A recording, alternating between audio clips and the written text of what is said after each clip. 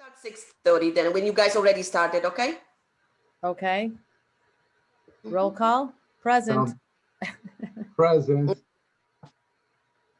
Trustee Sweeney, Yes, here. Trustee Karaboda, Yes.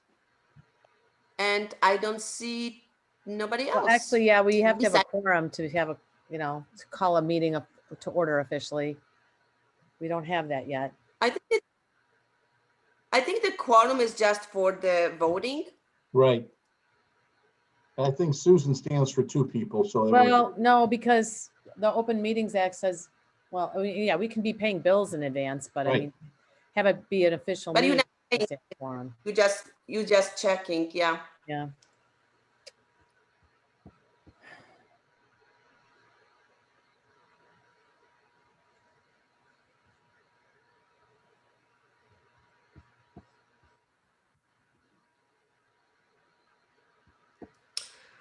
There you go. We have Trustee Jones. Okay. I'm working on road and bridge. I'm working on all three of those. And so if you want to start something else, Kim, I think Dave started town fund. I started town fund.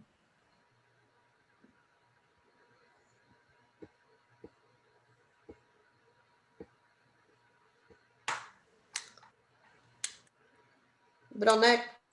Sorry. Okay.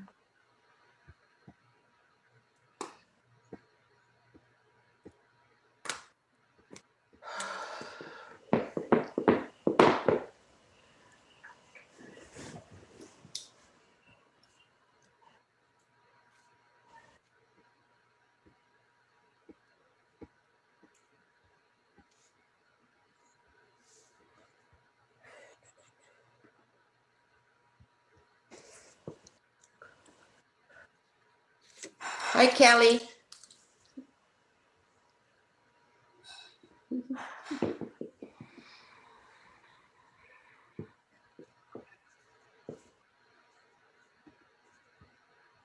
Dana. Hi. Hi, Viesha.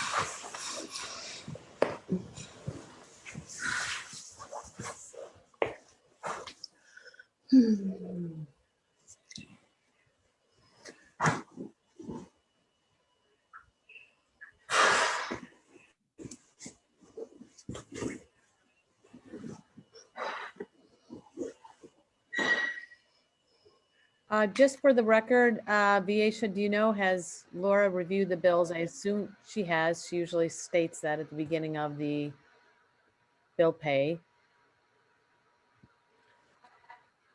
I think she does, and she did, and maybe we can ask. I see Doreen is there, and she usually knows if she did or not.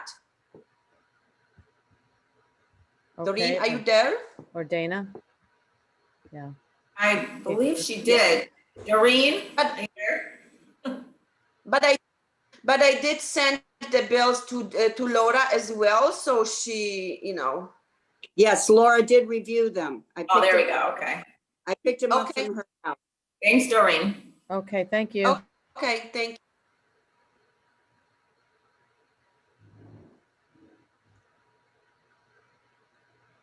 Hello, everybody. Hello, Claire. Hi, Claire, Claire.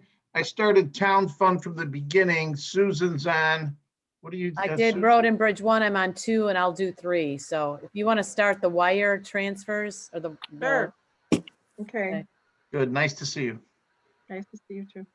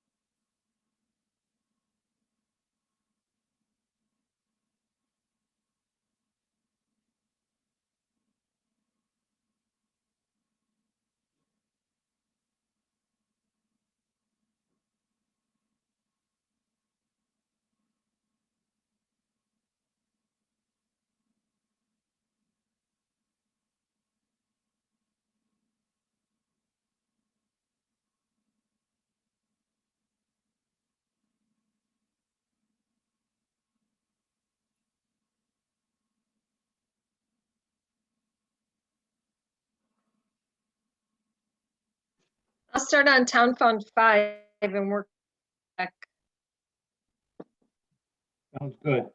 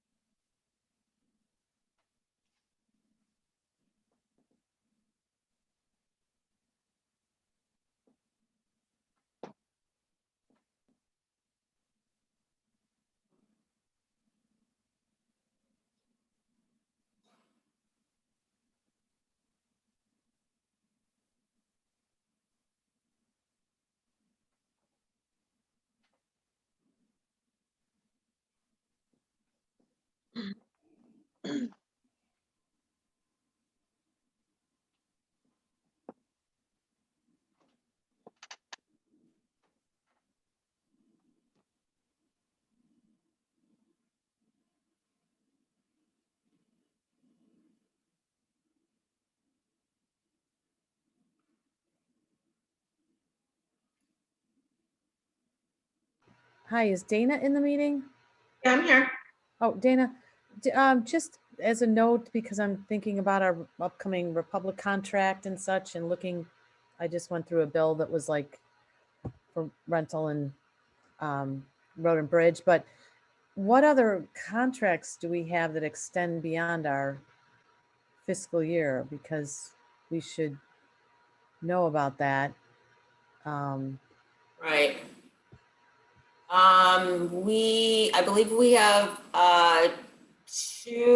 we have our hire back program contract that is up in June, and then I think our IT contract.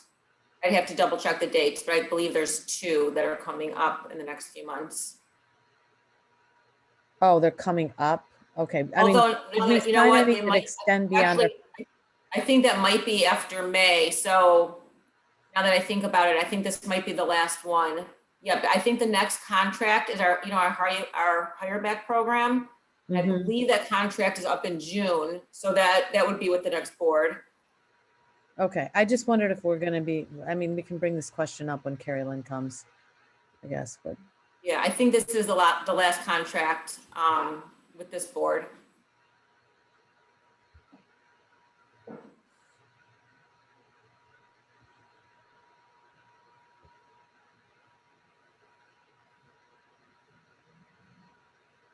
Kelly, just as a note on the road and bridge, the invoice numbers maybe need to be written in because there's the second to last digit is gone from some of these. Okay. I'll give you an example. 21687, 21686. Just so that 8 is filled in. Okay. And maybe you can just look through the rest of the road and bridge because I know it's faint, but.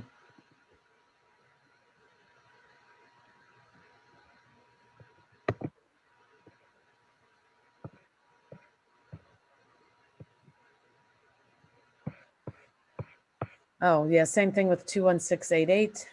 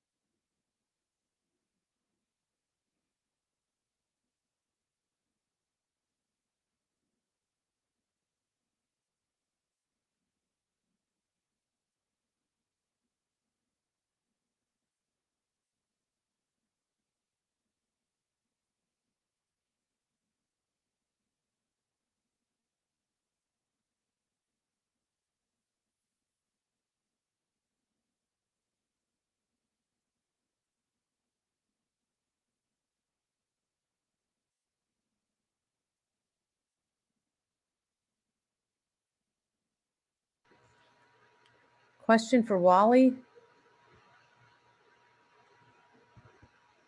Wally there? I think that is Dawn. If you can, Wally is not attending, but I see MTH. There's somebody from Highway, so I think it's Dawn. His secretary is there. Oh, Dawn? Yes, correct. okay. Hi, Dawn. Good evening. I have a question about invoice number 21692. It's equipment for 146,000. Correct. That is Uh, for a new truck, a 2021 International Model 7400. We're replacing one of our other trucks. That's Okay, a truck. It's a truck that we use to plow, and it's a multi-function truck. We use it in the winter, we attach our plow, and in the summer, spring, and fall, we do road maintenance, right-of-way maintenance. so we was use- it, is it a repair for it? Because all it says on this is unpaid cash. No, balance. it's a new truck. It's model 7400 SFA. It's a 4x2 Cummins I engine. don't see any of that on the invoices that I'm looking at. The invoice Well- says like 2801 invoice, and it just says equipment. And Well, then the that's next the- page Oh, I'm doesn't sorry. have any specificity. It just says a check number that was cut. And then the following page shows that it's an invoice for unpaid for cash price. But I don't even see truck or anything on here. Well, it's a standard truck. The International truck is a brand that is widely purchased for highway departments. So it's, just a regular highway truck. And that was the invoice. Can that we get something that provided. says it's for a truck? Because there's all, right here, it just looks like there's just cash. It's equipment is the only description. And then when you look into the invoice, Right, well, that was the invoice that we were provided from the company. So I can certainly get the specifics on it, or I'd be happy to tell you. wait, is this the HV? Okay, so it's a 2021 International? Right, model 7400 SFA. It's a Does it show that on 4x2 here? I don't see that. Cummins engine. I can just tell you because I can give you a little information if you'd like. It's Okay, well, I HT just want when people 570 review it, that we know, they know what it's for, so. It's for Yeah, a new truck. it's just a I do truck. see 2021 International, so that's Yeah, that's exactly what the. that's the model is. that's the Correct. year. International is the truck. Yeah.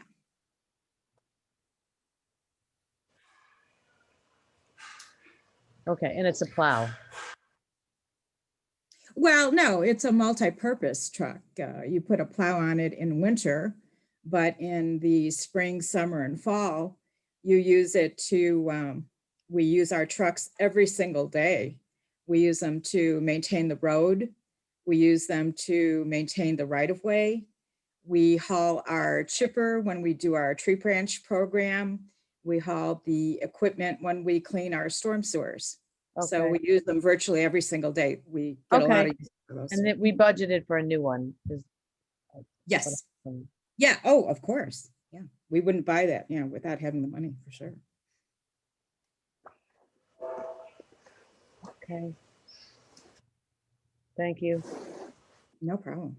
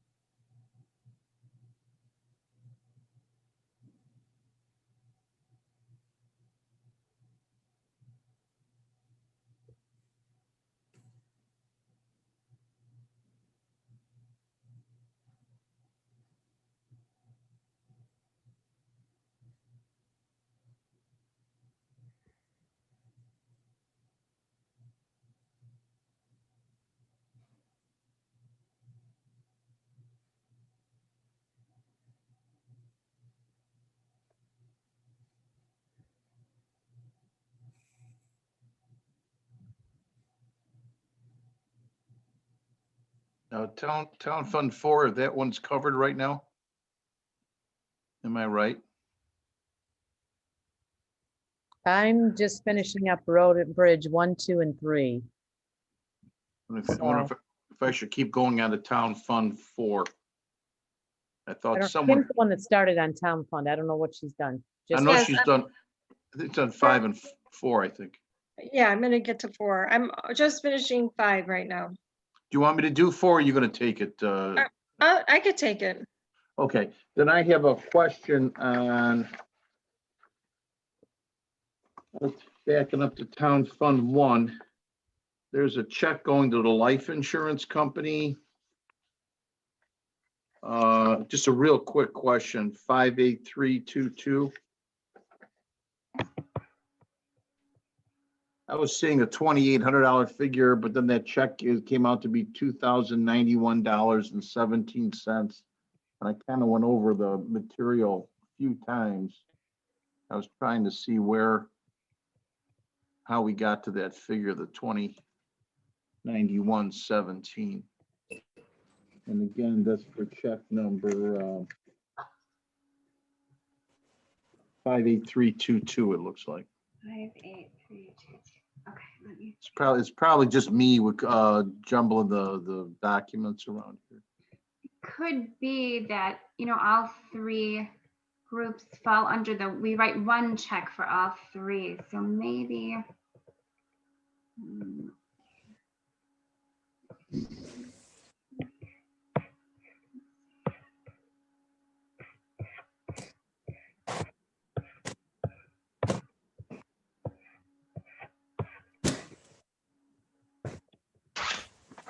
I was kind of fumbling with that one for a bit.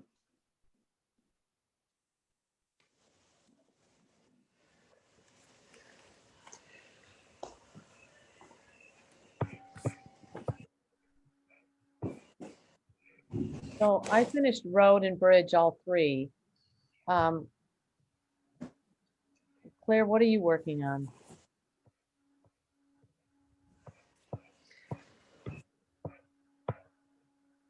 Oh, you're muted, Claire.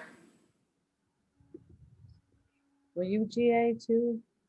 No, I'm doing the wire transfers for payroll and the IMRF.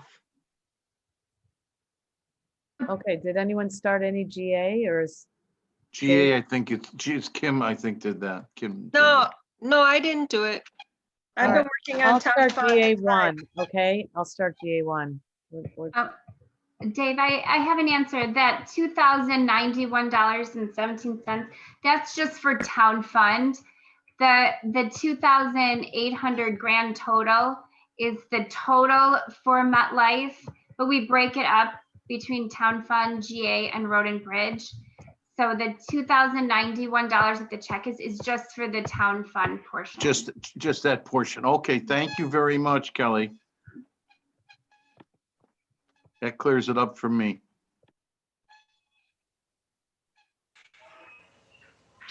And Susan, do you want me to go GA 3 and come towards you? Yeah, that's Okay. good.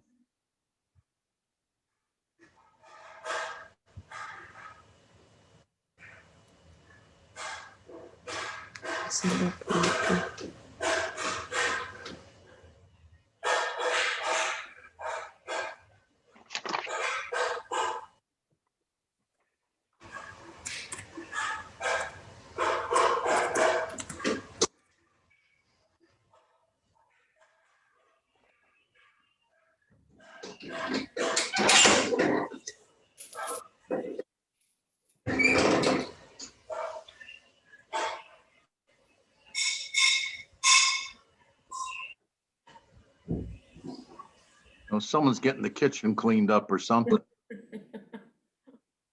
Got to get it tidy. That's my. Okay.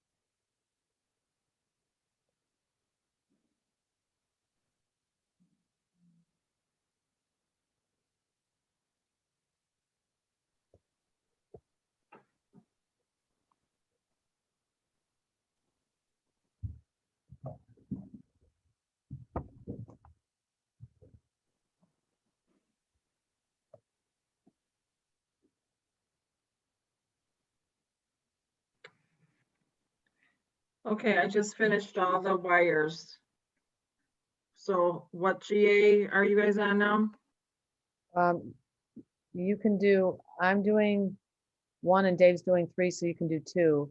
But I don't know, there's a lot of town fund left, isn't there? I don't know. I don't understand what's going on with town fund. Is there? Town fund, I did 1, 2, and 3, and Kim did 4 and 5. Okay, and I did all the road and bridge and I'm doing Right. GA1. So do GA2, Claire. And I'm Okey-doke. finishing GA3.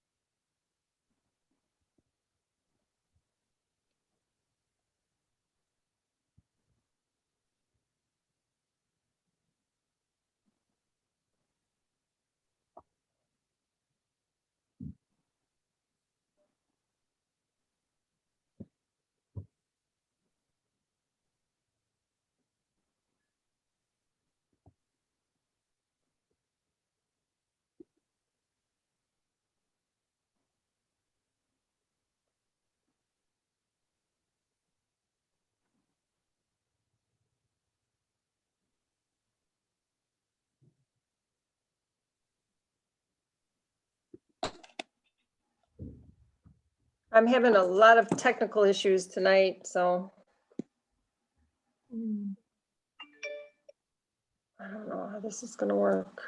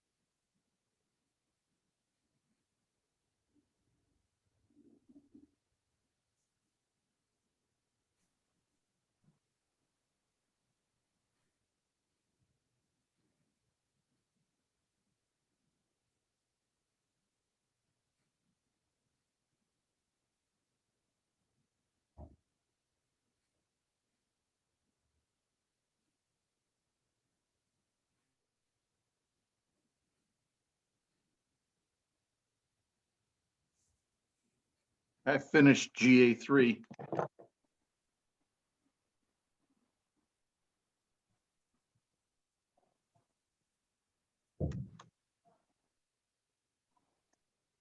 And I finished GA1, so Good, good. I'm on GA2 still.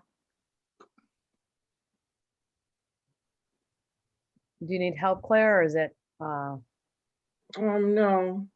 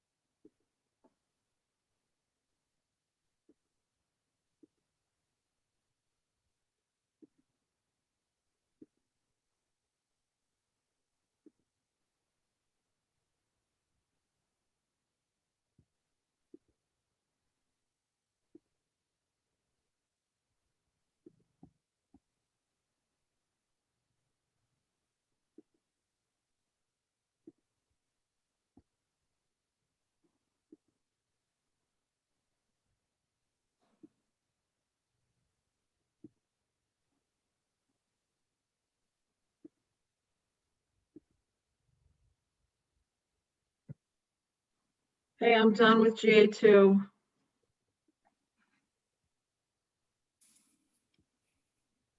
Did Susan say she did GA3? I did. Okay, thank you.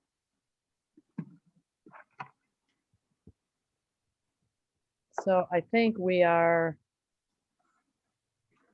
set, right? Think so. Yeah, I'd say done here too.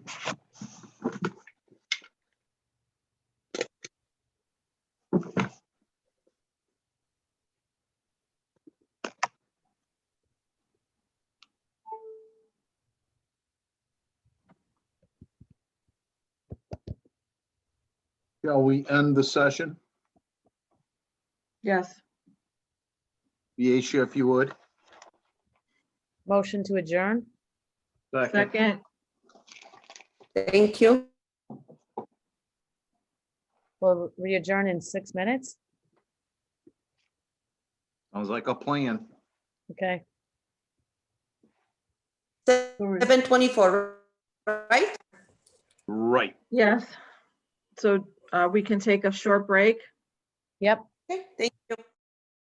This meeting will be conducted by audio or video conference without a physically present quorum of the Maine Township Board because of a disaster declaration related to COVID-19 public health concerns affecting the township pursuant to Senate Bill 2135. The Township Supervisor has determined that an in-person meeting at the Township Building with all participants is not practical or prudent because of this disaster. Township officials and legal counsel will not be physically present at the township building if that is unfeasible due to the disaster. Physical public attendance at the township building may be limited or not feasible, so alternative arrangements for public access to hear the meeting are available here. And there's a HTTPS address.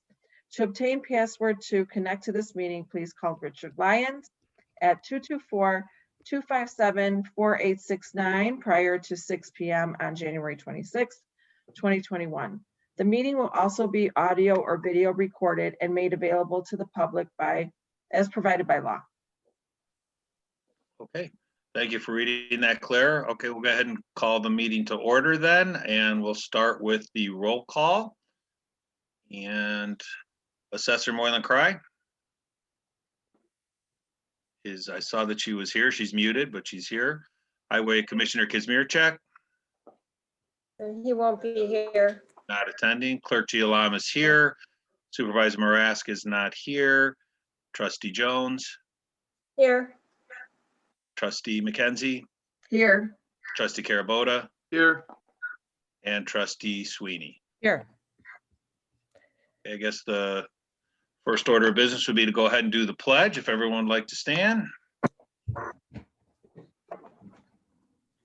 I pledge allegiance To the flag of the United States of America, to the republic for which it stands, one nation, under God, indivisible, with liberty and justice for all. Amen. Love the flag, Pete. Thanks. Okay, the next order of business would be to nominate somebody to chair the meeting. I'd like to nominate Claire McKenzie. I'd second that. Second. Okay, so we have a nomination for Claire and a second by Trustee Carabota. I will go ahead and call the roll. Trustee Jones, Here. Yes. Trustee McKenzie, Here. Ann. Yes. Trustee Carabota, Yes. and Trustee Sweeney. Yes. Okay, Claire, the meeting is yours. Okay, first on the agenda is the approval of the minutes of the December 22nd, 2020 bill pay review. Make a motion for approval of the minutes of the December 22, 2020 bill pay review and waive reading. Thank you. Do I have a Second. second? Thank you. With a motion and a second, any discussion? Hearing none. Can you call the roll? Okay, we have Trustee Jones, Yes. Trustee McKenzie, Yes. Trustee Carabota, Yes. Trustee Sweeney. Yes. Okay, next we have the approval of the minutes of the December 22nd, 2020 board meeting. Do I have a motion? Motion to approve the minutes for the December 22nd board meeting, waive reading. Second. Thank you. Do we have any discussion? Hearing none, can you call the roll, please? Trustee Jones, Yes. Trustee McKenzie, Yes. Trustee Carabota, Yes. Trustee Sweeney. Yes. Approval of the general assistance expenditures. Do I have a motion? Motion to approve payroll for pay dates of December 24th, 2020, January 8th, 2021, and January 22nd, 2021, and general assistance checks number 53147 through check number 53202 in the amount of $60,386.91. Second. Any discussion? Hearing none, can I get the roll? Trustee Jones, Yes. Trustee McKenzie, Yes. Trustee Carabota, Yes. Trustee Sweeney. Yes. Can I get a motion on the approval of the road district expenditures? Motion to approve payroll for pay dates December 24, 2020 January 8, 2021, January 22, 2021.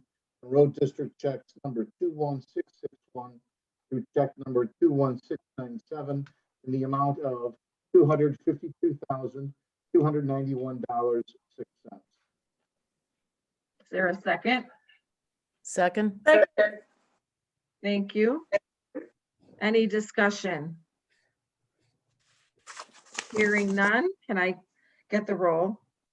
Trustee Jones, yes, trustee McKenzie, Yes. trustee Carabota, Yes.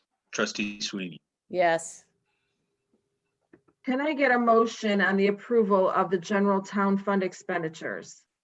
motion to approve payroll for pay dates of December 24, 2020 through January 8th, 2021, and January 22nd, 2021, and general town fund checks number 58316 through check number 58377 in the amount of $326,337.32. Second.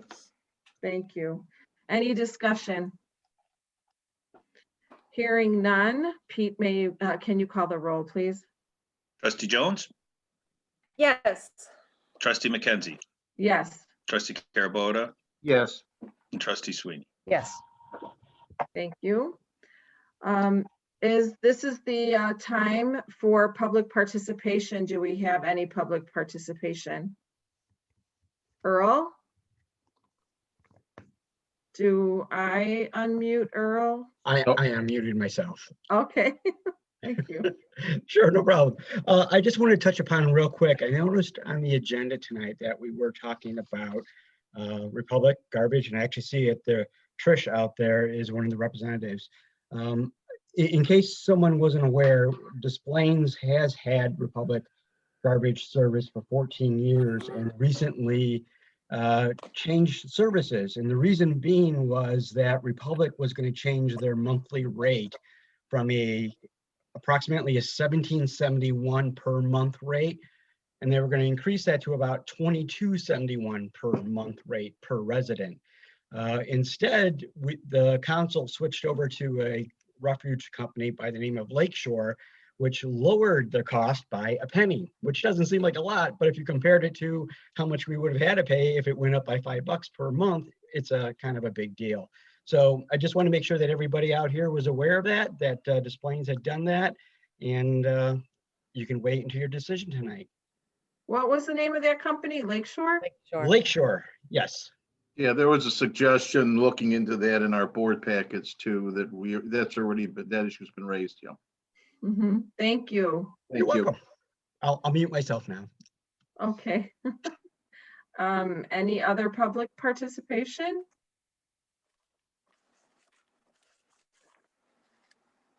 I don't see any other. Okay. I think Assessor Cries raising her hand. Oh, I'm sorry. Assessor Cray? You're muted, Susan.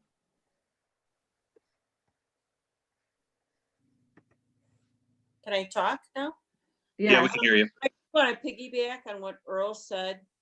They actually sent Des Plaines residents a nice form, and they actually do their own recycling.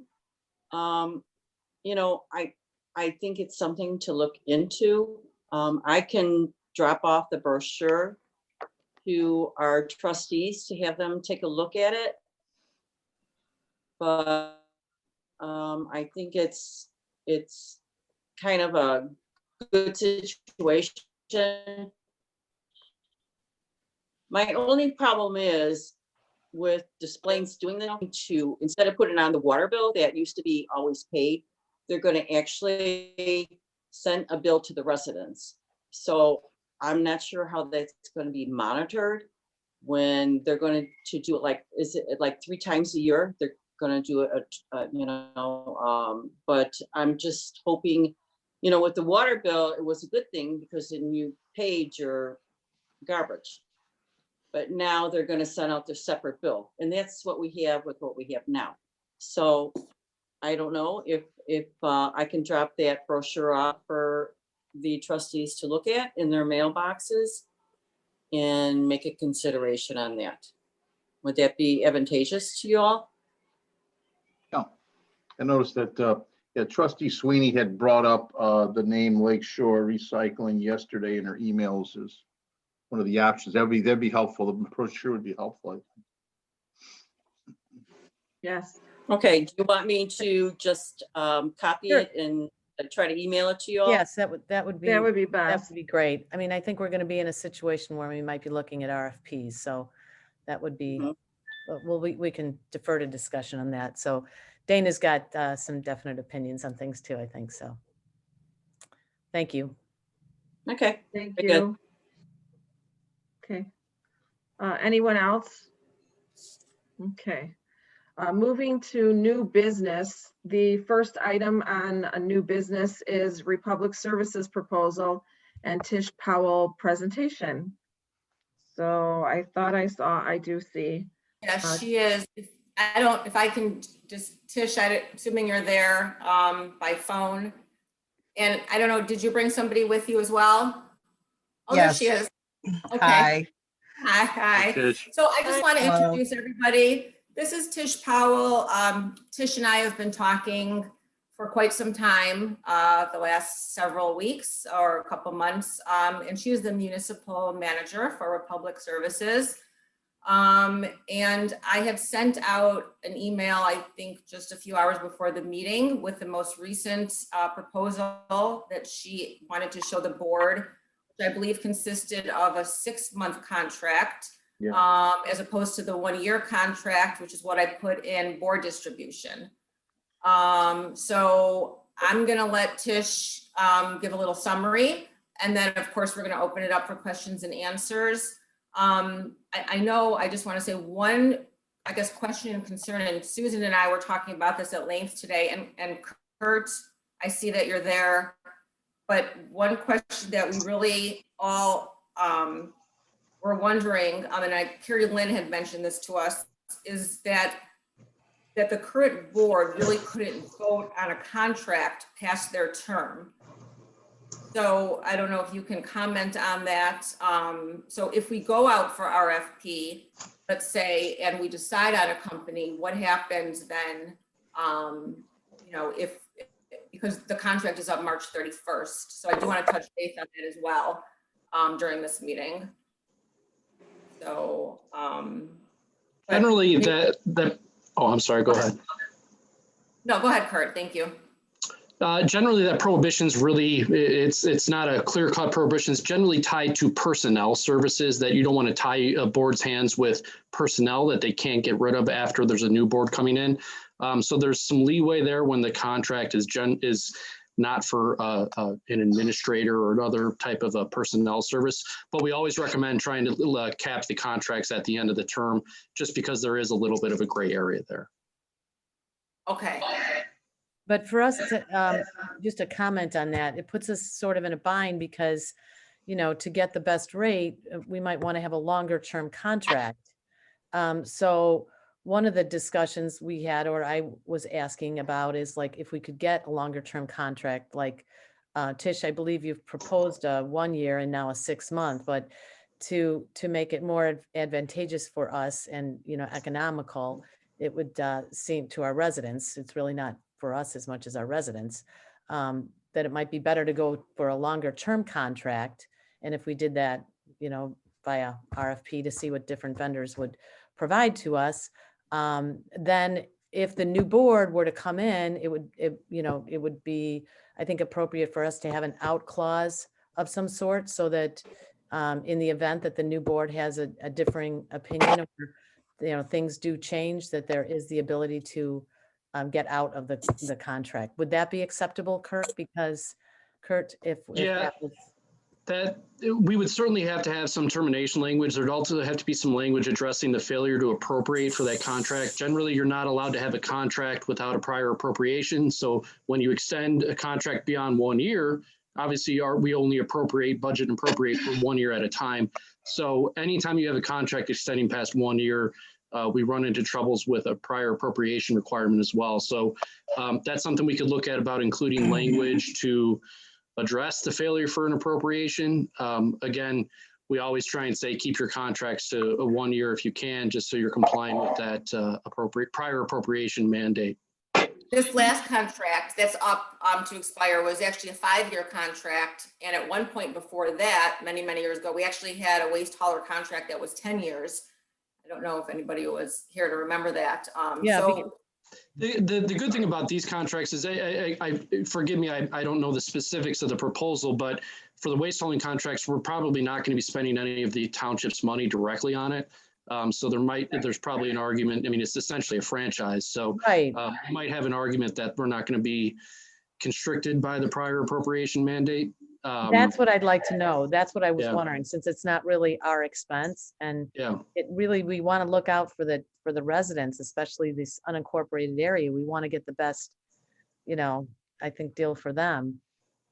So if we could go longer, and have. And I know that sounds confusing because I've been telling Tish for a long time that we wanted something month to month, only because I thought maybe we can get something, a 2-month or 3-month extension until there was a switch of the board. So I know now we're talking about a longer contract. So Yeah. Tish, most probably Dana, you're right in that, I think the other option, but I thought that Tish had said we couldn't even, she couldn't consider that, is to just have a contract for the next couple of months, and then the new board could make the decision, within the first month or so. But all right, well, why don't we let her address the board, and hopefully you can cover some of these concerns that we have. Tish. Great. Good evening, everyone. Good evening, Tish. Appreciate the opportunity to be here before you today. My name is Tish Powell. I am the manager of municipal sales for Republic Services, and I am also a fellow elected official. So I have my own board meeting tomorrow night. So it's fun doing several of these a week. We have been, Republic Services has been your proud service provider since April of 2008. That original contract was actually for 8 years. So it was a longer term period, as some of you have alluded to that you were interested in. And our current service agreement was signed in April of 2016, which is a 5-year agreement that we're currently finishing up now through the end of March of 2020. So 13 years of service. And from everything that I've heard, very good service. We seem to have a really good rapport with your staff, and your residents seem to be quite satisfied as well. What we have been discussing with Administrator Berman is a short-term extension that would get you into get you to the point where your next board would be seated, have some time to evaluate how they want to move forward in terms of this particular agreement. Our original proposal was for a year, and we heard some of the concerns that have been raised from the board that that you really didn't want to go that long. So we've been able to bring that down to about 6 months, and that's probably the shortest period of time that we could do. We need to be able to make long-term plans for our assets that we have tied up in the township with our trucks, equipment, staffing, etc. So what you have before you is what we consider actually a pretty competitive rate and adjustment clause of 4% for that six-month period. Same services, everything else would stay the same. And I'm here for any questions that you might have. So. Maybe you Yes. recognize? Susan? The 4% is over, the 4% is over the 2016 to 2020 contract that we have, right? So it's 4%. We don't have the actual contract. We just see the existing contract we're under. So it's 4% in all categories? Yes, the 4% would adjust in all of the rates in our contract. Our contract currently adjusts every year by about, I want to say 3% right now. That is the annual escalator in our contract. So this would be a little bit higher just because it's a shorter term agreement. So it's an annual escalator every year of 3%? Yes, that is what you currently have. That is what's in our current contract. It's approximately 3%.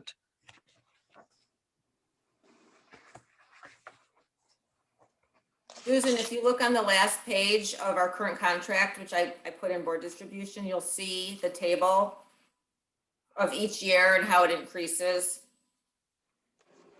I think it's the last 2 pages. And while you're looking for that, Trustee Sweeney, I'll just point out that at the time that we signed this contract with the township back in April of 2016, the market was very different.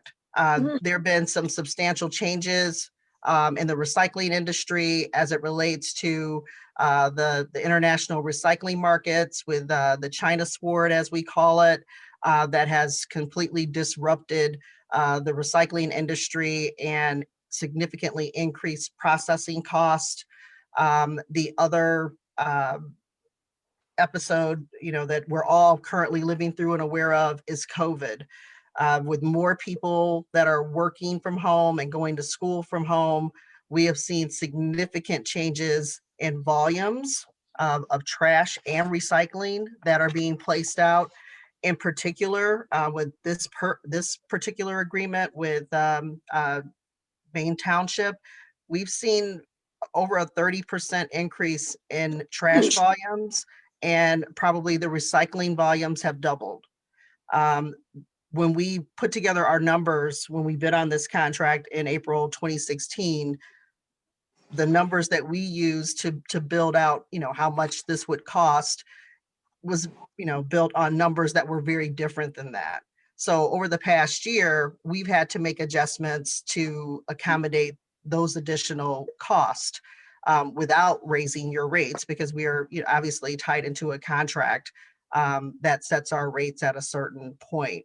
But I do want to point out that, those are real costs and real impacts in our area that have affected our cost in terms of providing your direct service for the township. Yeah, I did want you to talk a little bit about that because of the, like you're saying, a lot of people working from home, some also picking up some commercial, additional commercial-based or rated garbage, I suppose, commercial work. But also, we did have some challenges in the past about picking up large items. Now, how is Republic going to give us the confidence that we're going to get those large items picked up? This is only for residential. Right.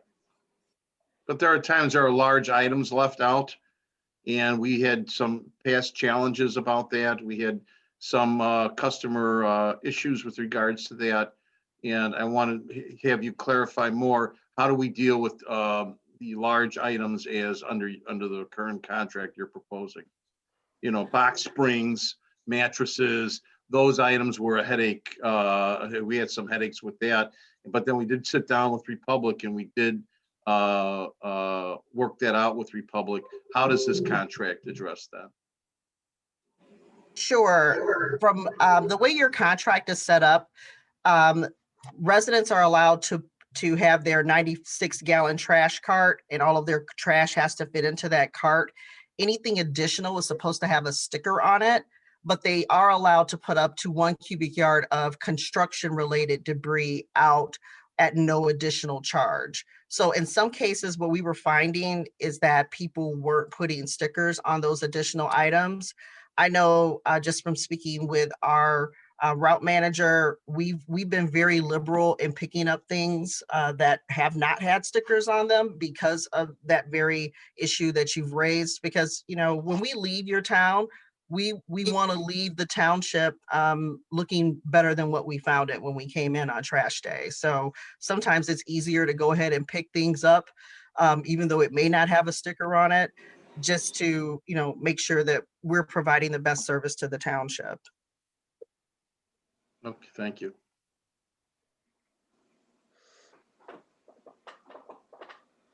Any other questions? Can you point to the, sorry, to the section that actually shows the escalator cost? Because I can't, I see a franchise fee and I don't. So on the last couple of pages of the actual contract, there are, With the fees? yes, there are rates at the back of the contract. Yeah, I see those. And But then those rates, there's a rate sheet for each year of the contract. And you see that the rate changes by roughly about 3% each year. Okay, so you fix the rates. It's not an approximate. I mean, it's this actual, I don't see it in the language is what I'm saying, but I do see that there's a differentiation in the rates. Yes, yes. So, and to answer your question, so in some contracts like this one, we are asked by the municipality to provide a rate for each year of the contract, which is what you see. And then Okay. we're able to incorporate that escalator into each of those years. In other contracts, we provide a base rate as part of our proposal or bid. And then there's escalator language, which is obviously what you were looking for in the actual document that determines how that rate escalates from year to year. So you would start out year one at $20.41 plus 4% more than that? Or what is your, We are currently in year 5 of the agreement, which is, yes, 2041. And there's actually, it ends up being 2043 because the Cook County has a separate tax that ends up being charged to residents. So it's 2043 approximately per month right now. Then there's a senior rate of 1837. So the new rate would be adjusted based off of those rates. You would start a contract off of at 4%. That's what this, yes, that's what this extension would be based off of. So starting April 1st, the rates that you're looking at in year 5 would adjust by 4%. Okay, and then it's a 3% roughly after that, or you would give us the actual rates? Okay, well, I just have a question. I just think that this is a, I've never been part of evaluating this because the previous board did it. So this is the first time this has come before us. And my thought is to go out to RFP. Thank you, Tish. Nothing against what you're offering here. I'm just saying, I think that if we looked at what our options were, that would be a way to ensure that we're making the wisest decision for our taxpayers and then have a longer term contract if what I understood from Kurt, because the cost isn't borne by the township, but it's by the resident. If I we can have a longer- comment on that. I actually just reviewed the contract really quickly and then the provision in the township code that allows this, since this is solely paid directly by the residents and it's not Yeah. paid by the township, or the township code allows us to have a term up to 15 years. Okay. If we're paying for it, then that's where the restrictions come in. But if this is all just directly billed to the residents, then we have a 15-year cap. Okay, thank you. Kurt. Yeah, I think Kurt, you mentioned that before too at another time. Some reason I seem to remember that. So Tish, If I get clear, what you think, would be obviously a longer term contract for you. Would that be something that, where the rate would be less than the 4% then? So the township obviously has a lot of different options. And the reason, again, that we gave you this shorter term option is because this is what we were asked to give you. We are more than happy and definitely interested in giving you a proposal for a longer term, which when we are able to spread those costs and assets out for a longer period of time, we can probably give you a more competitive rate. But looking at a short-term agreement, not knowing, having a lot of unknowns beyond that time, that's why, we had to stick with where we are right now for the 6-month extension, including a 4% increase effective April 1st. But if the board is interested in looking at a longer term agreement, whether it's a 4-year or 5-year or longer, we would absolutely be open to providing you with a proposal for a contract at that length of time.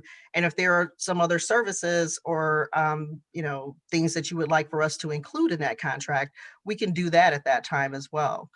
Republic Services is the second largest waste and recycling service provider in the country. We are the largest service provider of municipal and residential trash and recycling programs. So this is kind of our niche. And, this is something we are able to, definitely work with you on. Great. That'd be great if we can get a longer term proposal. It's, how do you know how long it would take for us to get that, Trish? I can take that back to our office. I'm sure they would be quite giddy to put together some numbers for you. They working with And Dana? Yeah. yes. I feel like Administrator Berman and I have been joined at the hip lately. It's been good working with her. It has. I just want to make one clarification before we get off the subject. So I know Tish now is going to give us a longer contract, but Kurt, are you suggesting though that we still go through the bidding process, because obviously this is well over $20,000. I mean, this is a big contract. So don't we have to get several options before we make a decision? You can go to an RFP, but technically, since it's not taxpayer dollars that are being paid, you're not expending taxpayer funds. So the bidding regulations don't strictly apply. And frankly, even when there is payments for garbage hauling services, there's case law that says that garbage hauling services aren't subject to bidding requirements. That said, the vast majority of the way that this operates is that people will go, or townships will go out to an RFP. It's not a formal bidding process. It's more of a give us your quotes, not here's the lowest responsible bidder, you have to take them. Okay. So I should start an RFP process, and I actually started already writing an RFP. And we have samples that we can provide you as well as a starting point for waste hauling RFP. Yes. Okay, great. Thank you. I would agree with that.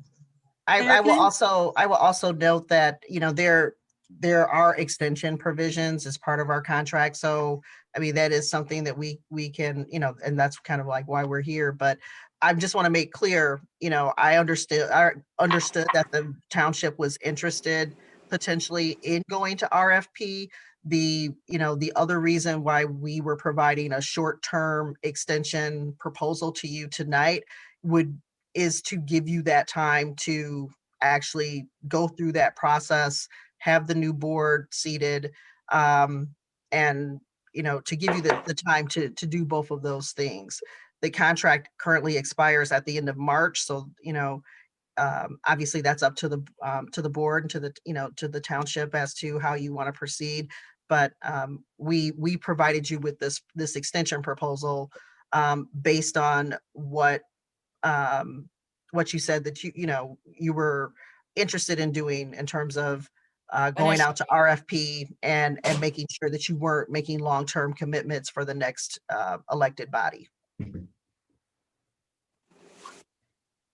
Donna Adams asking to be. Oh, I'm sorry. Donna Adam, please. Hi, Tish. My name. Hi, I'm with a community group called Clean Up Give Back, and we do trash cleanup campaigns all around.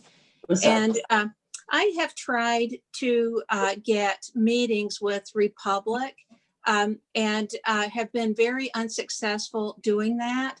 I've met with the head of public works at the city of Des Plaines, and also the person who's in charge of the contract at Oakton Community College. We get a lot of questions about recycling, and sometimes there's a need to talk to Republic about it.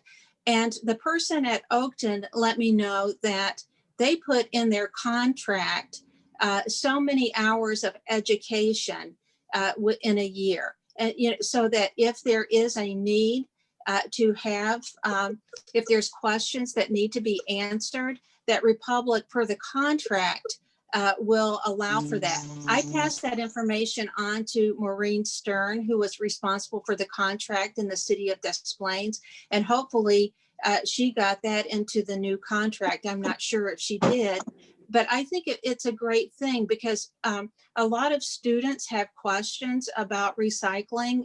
Maine East Environmental Club had a lot of questions, and I was not successful in speaking to Republic about that. And I had many emails. And I know that if it's in the contract, then it has to be addressed. And I'm just hoping that Maine Township can get that in the contract, because that would be very helpful. I agree, Donna, and I apologize. I'm not sure who you were reaching out to at Republic Services. I have personally been in this role for roughly about 6 months. I started in July, but my background is in sustainability and environmental awareness. So that, you know, the whole recycling education and sustainability awareness is something that's personally near and dear to me. So I know that we do work like that for a lot of our other municipalities. You know, we can come to, if you have events, obviously when COVID is over with and we're all able to get together again, we can participate in community events and hold different sessions. You know, we can definitely be flexible about holding and providing that information, the recycling education information, because it is important. People in general, I think, want to do the right thing. They just don't always have the best information and just need to be reminded. So we would love to work with you on that. Yeah, Could we include that in the contract proposal, Tish and Dana, and the RFP to include that type of similar provision to address that? That'd be great. Yes. And also a termination Thank clause you. in the event that. Thank you, Donna. Yes, thank you, Donna. Thank you. For clarification, is this something you're looking to add in the 6-month extension proposal? Is that what you're looking for? Yeah, and also in your longer term proposal, I mean, I'd like to see the prices if we went with a longer term in conjunction with the RFP. Okay. So just so I'm clear, you want us to come back with a longer term proposal for like a 5-year or 7-year agreement, including a education component based off of your current type of system, and bring that back probably within the next couple of weeks. I believe you only meet once a month, correct? Right, correct, yeah. So Couple of weeks would be great. Obviously, all your work went down the shitter. So your couple, I don't know what that was, but a couple of weeks would be perfect, Tish. That'd be great. Kim Jones. So Tish, what I would like to do is probably put this back under old business for next month. So if in a maximum of 2 weeks, I would say if you could get me something, the sooner the better, but I know it takes time to write something, so. In an RFP, we're setting the criteria, right? So you said you had started doing that. Dana? Yeah, I did. I started an RFP already, yes. So prior to like them, Tish just submitting something, I think we need to set the RFP criteria and send it out to all the vendors. So we're looking for the same information. Oh, correct. So if we want a termination clause, if we want a 5-year and a shorter term or longer term, you know, that we have that as an option. And if there's any other criteria, I know Laura's not here, but I think you've had a lot of feedback from the neighborhood residents. And to Dave's point, I know I've heard in past meetings, like we want to make sure that we get the one bulk item, whether it's a bedding or whatever, that's included. And we've had problems with that. So, you know, maybe some of that should be specified in the RFP, whatever the need has been that hasn't been fulfilled. Right. Well, what's been put together so far is just a generic draft, Susan, Okay. and whatever I write, I have the attorney's review, obviously, before, you know, it goes any further. Excuse me. So Kurt or Carrie Lynn would take a look at it. to make sure everything's, excuse me, to make sure everything's included. Trustee Jones had her hand up. Yes, I remember when we renegotiated the disposal contract with the City of Park Ridge, when I was the chairman of Public Works. We did a 10-year contract with the option to renew it after that. And if I remember correctly, we got some discounts because of that. So that might be something that we might want to consider looking at also.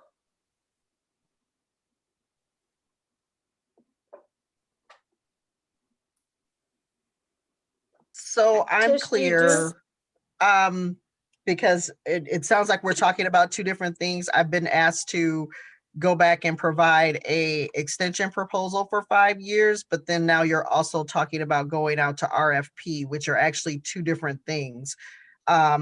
If I could ask, I mean, we've been your provider for a while. I think we've been, providing you with very good service. Would you give us the opportunity to bring you back a competitive proposal for your consideration, a long-term proposal for you to look at your next meeting? And if for some reason you're not happy with that, then maybe, and then would you, you still have the option to go out to RFP? I would agree with that if that's, Yes. yeah, that'd be great. I would agree with that, but how do we compare or evaluate if we don't have the competing information? Yeah, I think our due diligence, it's nothing against Republic, but I think we No. want to ensure that we get our, the best value for the residents. So I think it's incumbent upon us to get a couple of different bids. An RFP process allows us to do that. Well, we don't have to go to RFP to get some competitive bids, correct? No, if you look at just some of the rates that are the current rates around in the area, based on your service level, what you have, it's pretty competitive in terms of what's out there in the marketplace. It's running around 20, maybe even, around $19-20 per household. But again, there are different dynamics there. Some of those are take-all towns. Some of those are towns that you have to put stickers on items. Some of those have carts, some of them don't have carts. One of the things that I would definitely point out for Maine Township, you have very heavy trash volumes. That is something that is going to affect your rate. You also, we also bill directly, which I believe some of the trustees brought that up earlier. Some towns we bill directly to the municipality. We're able to give a better rate because we don't have to mail out, 3,000 or 4,000 bills a month and deal with collection costs for people who are not paying. In Maine Township's case, we direct bill the residents for service. And one of the things that I would definitely want us to address moving forward, we need a better address list, for audit purposes every year to make sure that we are actually billing and charging people for service within the unincorporated areas that are covered under our contract, because we have a feeling that there's some folks that are using service that we're not capturing, which again, overall affects everyone's rates. So that is something I will point out that does end up affecting, the rates that you're looking at. So Tish, I think Assessor Cry, she's just about to sit back down. She's our assessor. And she actually would probably be able to give you all that information. Perfect. Susie, Tish was just saying that if she can get a list of all the households in the unincorporated area, and I'm assuming the assessor's office would have the number of residents in that area. Oh, You're muted. You're on mute. I would be able to give you all like addresses according to PIN numbers. So that's what I would be able to do for you. And hopefully that would, you would be able to do that within your system. So hopefully that would be good. And I don't know how that would I understand that there's a lot of people that are dumping garbage in other people's recyclable things or garbage. And I really feel bad about that because I get like calls on that also. So. That And is definitely a challenge in some of the areas where we understand. have some of the multifamily properties where everyone puts their carts together. And that's why we end up taking a lot of things that may not have stickers on them because you don't know who it belongs to. So to leave it, Right. who's going to take responsibility for it? So I think we can, rework some of the parameters so that it works out better for the township and the residents and all of us involved. Well, I understand that people are gonna try to get away with not paying for something. So, and it really makes a dent into the people that are responsible. It's really a shame. So we need to figure that out, I guess. Yep. Appreciate it. Thank you. Okay, so is there for clarification now,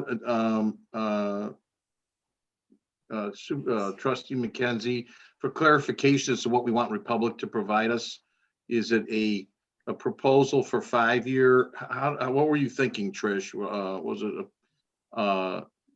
You a had proposal? mentioned 4, 5, 7, multiple years. So. So you would like a proposal for multiple years, like maybe a 4-year contract, 5-year, 7-year pricing? You want to look at all 3? That'd be I think great. that would be good. Yeah. Okay.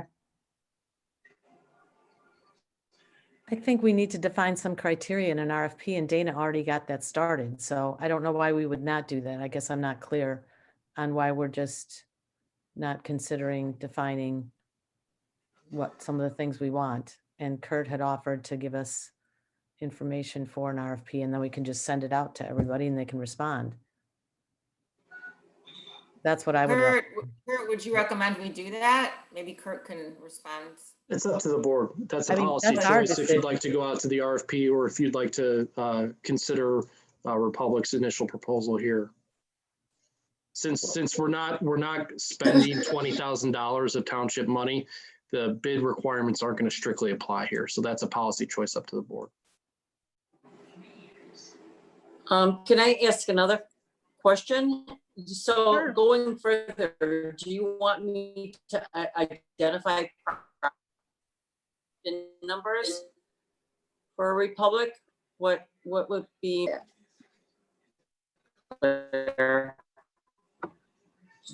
Would you like to identify people and their PIN numbers? What would you like for me to do with that? I just kind of want to know. What would be helpful, and I'm sorry, you were going in and out a little bit. I don't know if it was my internet connection or yours.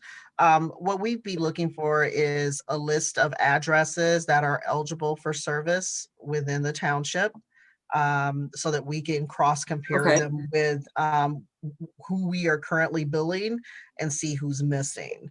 And I understand that some of those are multifamily properties. So we need to be able But to. the multifamily properties usually hire their own service. There is Republic doing multifamily properties like condos, and we're not doing that. You're not doing that. They hire their own. We're not doing large multifamily properties. I think there are maybe a couple of 2 or 3 You're doing like 6 duplexes. units. Yeah. 6 units. Yes, there's the smaller ones, You're like the doing up fourplexes to or 6 something. units. Yes. That's what Six units. that's what I'm saying when I'm saying multifamily, but that's probably not completely accurate. So yes, so that's what I would be looking for from you, and I'd be more than happy to call you. You know what? You and I get me your information, and then you and I should talk a little bit, and we'll go Absolutely. further with that, and I will definitely help you with that. Not a problem. Thank you. Okay. No, Right. you're welcome. Thank you for your time. I appreciate it. Thank you, Trish. Thank you, Trish. Thank you, Tish. Thank you. So I'm just so that I'm clear, I am bringing you back a proposal for a 4, 5, or a 7-year extension. Right.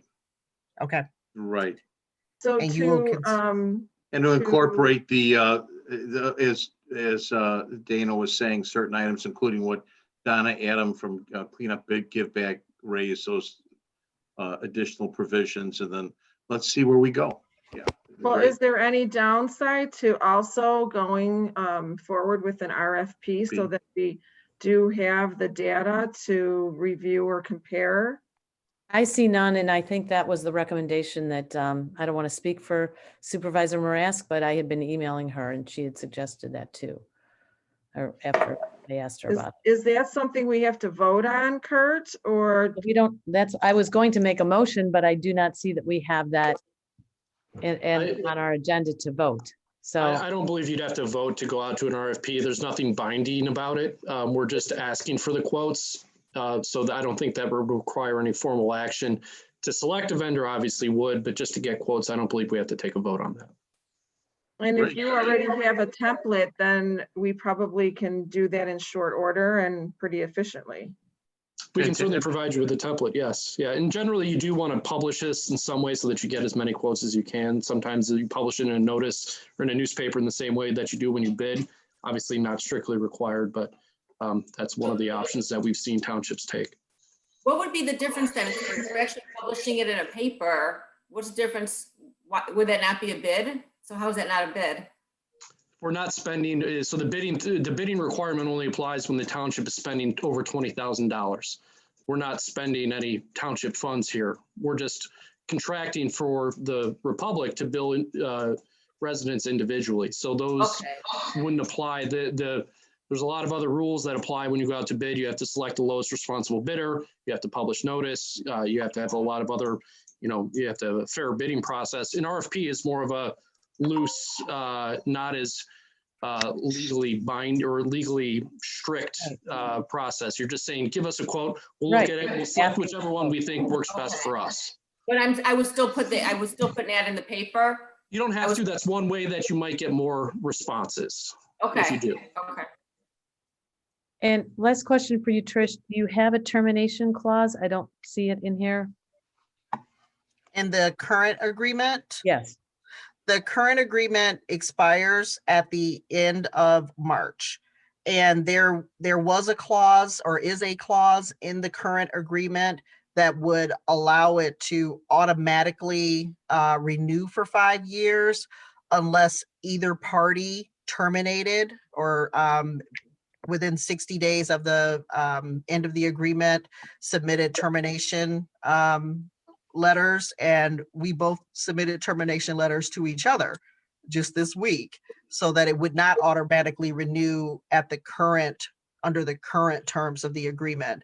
That does not preclude us from continuing to negotiate on a different agreement or under different clauses. But I think both the township and Republic recognize that we are not interested in automatically rolling over the current agreement for 5 more years without more discussion about. I'm referring to if something happened, within the next year and the new township board wanted to, and we signed a 5-year contract, wanted to make a change, what the termination clause would be. So typically what I've seen in waste contracts, there are typically termination clauses for cause, termination clauses for, lack of performance or poor performance, different things like that. And then you're able to terminate, or either party is able to terminate, given, a certain number of, whether it's 90 or 120 days notice or 60 days notice or whatever it may be. I don't see that in the contract. That's why I'm asking if it's the same contract. Maybe I missed it. Right, but no, that's not in this particular contract. But remember, since we are talking, you're looking at this particular contract, it expires at the end of March. Right, but you're talking about a similar, we would want that if Dana, if we're putting an RFP together, to have that be one of the, at least that's what I would like. I don't know what everybody else feels, but contingencies, that there's that option. And we can certainly, if the appetite is still for us to provide you with some proposals, then we can propose some language for a termination clause for your consideration as well. I think that would be a good idea. Okay. We can add that. So Dana, how long would it take to turn around the RFP? I know you said you've begun the process. I can probably have that done within the next few days, if not sometime next week. And then I work with Viesha to get that in the newspaper. So in the next couple of weeks, that could all be done. I mean, definitely be done before the next board meeting. Okay. So you guys are, so we're not looking to do an extension at this point or act on the extension that you have in front of you, or have me bring back an extension. You're going to go out to RFP. Is that what the decision of the board is? I just want to make sure I'm clear. That's what it sounds like to me. That's been my vote, so. Well, I mean, we have enough time to do it. Yeah, I would say I did want to see a 4, a 5, and a 7-year proposal. I did want to see that, but also, Trish, I don't want to duplicate your work if it's going to be part of an RFP. So. Yeah, I think as soon as Dana gets done, then it makes sense for her to reply.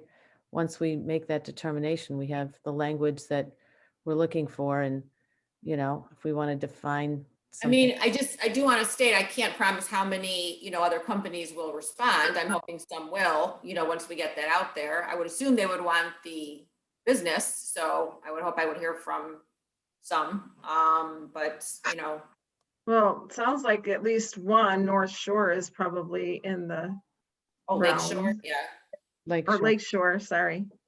And Groot is what we use in. I've already talked to Groot, right? So, does anybody know where Lakeshore is located by chance? Or anything about them? I do not. Okay, all right, I'll But figure it's it in out. Displays is using it, so I'm sure it's in the Displays website. I think they're located in Morton Grove. If I could just make a recommendation, because time is running really short in terms of in terms of you going out to RFP. And in order for you to, have the RFP prepared, have it out on the street long enough for companies to do their due diligence, provide you with pricing, you get this back on your agenda. At this point, probably not until March, your agreement ends in March. So if I could recommend for you to maybe consider the 6-month extension that you have in front of you from us, that would give you, it would not preclude you from going out to bid. It would actually give you the time that you're looking for to go out to bid and not be rushed doing that. And the new board that is going to be seated in April would obviously be a part of that process and have some say so in that process of who's selected. Because I mean, I'm just, again, putting my elected official hat on. Your time frame is of concern. Yeah, the interruption of service, we definitely don't want here, so. No, I think that's a good recommendation, actually. I do too. I guess my concern is, like, if Dana got this out in two weeks and we had a 10-day response, But it sounds like she won't. She said by the next board meeting. Well, you said it would take you a couple weeks, right? Well, the thing is, I can do this on my end in a certain amount of time, but I can't promise how long it will take these companies to Right, that's what we have to set the, and get it back to me. Because if we did this in the next is January 26th and we got this done. I could have a date deadline in there, but I have to be fair. I can't give the company 2 days to get all their information together. If I could just say 10 days might be a tight deadline. We might just end up getting no responses to the RFP if it's quick. So we'd want to make sure that we give enough time to actually receive responses that have evaluated the RFP and have been able to provide their best pricing. So that would be my only caution, is that we try and give as much time as possible under obviously our restrictions here or time limitations, but 10 days might be tough. I would just be worried we're not going to get any responses. I also think it would be a courtesy to the next board also, to allow them to make a decision on more long-term contract. The 6-month extension, then you would say, is also the way to go. I think it's a good recommendation myself. I think it's a good, safe recommendation. Is that something we have to vote on tonight? It's not up for vote. So do we consider it and put it on the February agenda for voting? Well, you do have an extension proposal in front of you, the 12-month extension, and I did email the board indicating that we would be willing to change that to a 6-month extension. If the board wanted to make a motion to agree to the terms of the agreement based on a 6-month extension instead of a 12-month, I can make sure I get Administrator Berman the paperwork to execute that tomorrow. I would make that motion, Kurt, if it's something we can do. Unfortunately, the agenda only says it's a presentation for everyone public. So there's no language on the agenda that would indicate the board might take action. So I would recommend, if we need to take action soon on this, then, obviously we can call a special meeting on 48 hours notice and just approve this if we need to. Not ideal, but I would recommend against taking any final action on it tonight, given the agenda language. But Kurt, does it make a difference if we put this off until February? I mean, the contract is not up until March 31st. No, I was just saying that if there was somehow a need to take action sooner than that, I don't believe there is, but if that was something the board wanted to do. So if we put the 6-month extension on the next board meeting, agenda. I can put discussion and vote, and then I'm back under old business for February. That might be the easiest. Yes, I would, if we do that, then I would suggest in the meantime, we can just try to get some information on what competitive bids may be, because I think we're not doing our due diligence if we don't do that. So the board still wants me to do that? We know the proposal that it's 4% more for 6 months. That's been determined. There's no termination clause in the existing one that we can see, because it's going to be an extension, right? For 6 months. So just for 6 months. Right. Yes, so the new board can do an RFP. Then it'll be up to them to do the RFP after 6 months. Yeah.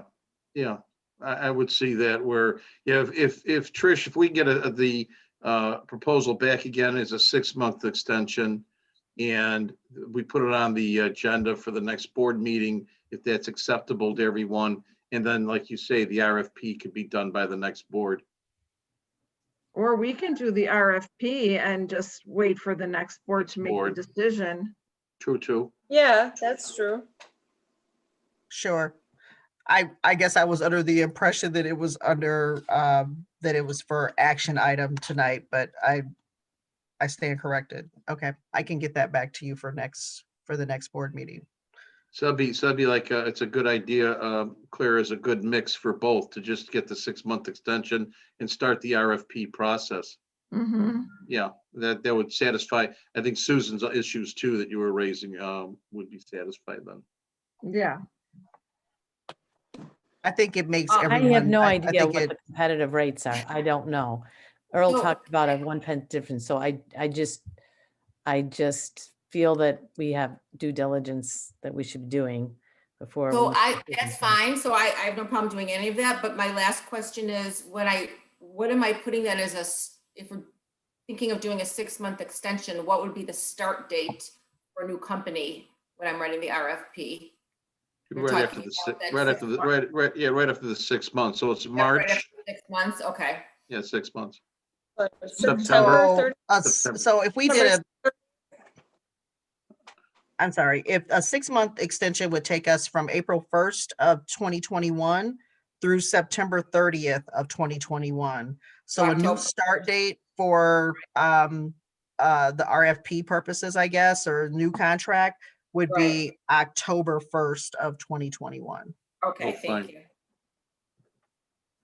Good question. So Get that this nailed- rate, get this that nailed rate, down. Bad at math.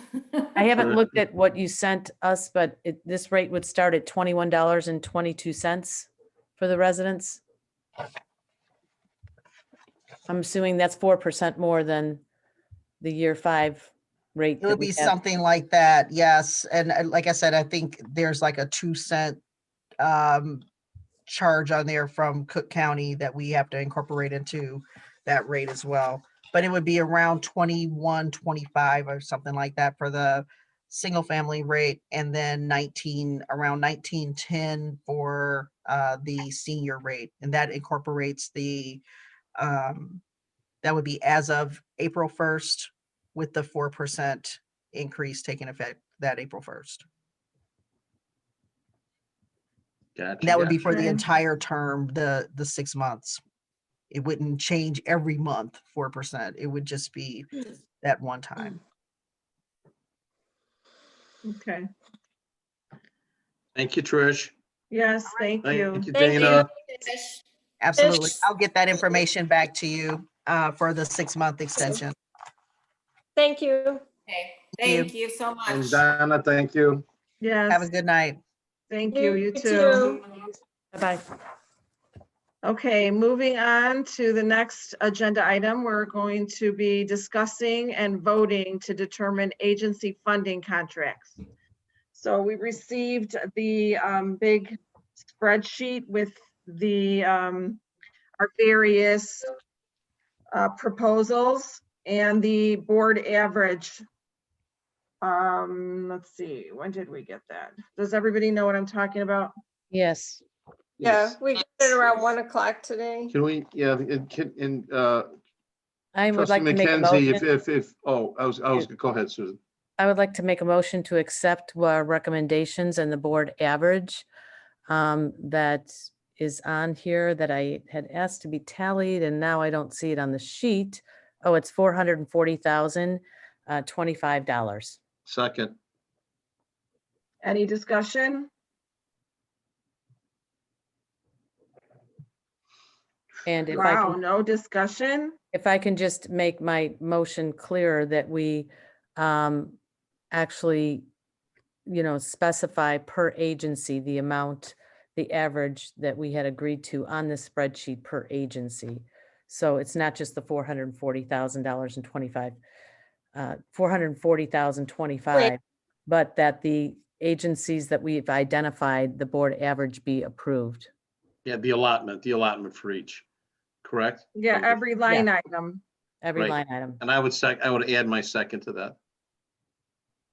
Any Wouldn't that be discussion? automatic?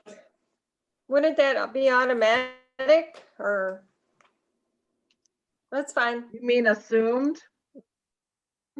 Yes, I think she was simply clarifying. that's fine. Yes. Yeah, that's fine. It's fine. I see. So, I think it's a good idea. yeah, I mean, it's pretty much what we've done in the past with some little tweaking here and there. If there's no tweaking discussion, then if we have no more discussion or we don't have any discussion at all, if Pete, you're ready to call the vote, roll. Absolutely. Trustee Jones, Yes, trustee McKenzie, Yes. trustee Carabota, Yes. trustee Sweeney. Yes. So that's a total of $440,025. Yes. yes. Okay, wonderful. Okay, next is the approval of resolution 2021-1, schedule of regular board meetings. Viesha, can you tell me what email that was? Because I don't have it in front of me right now. Yeah, that was my question too. It's in the board packet online. You can pull it up that way if you want to look. But which I- one?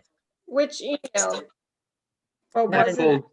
I pulled the cover sheet off it, so I have it in front of me, but I haven't put the email cover sheet. I can try to find it. It might be easier to just go to the website, look up the board meeting and look at board packet, and it's 3/4 Yeah, of the way it's, down.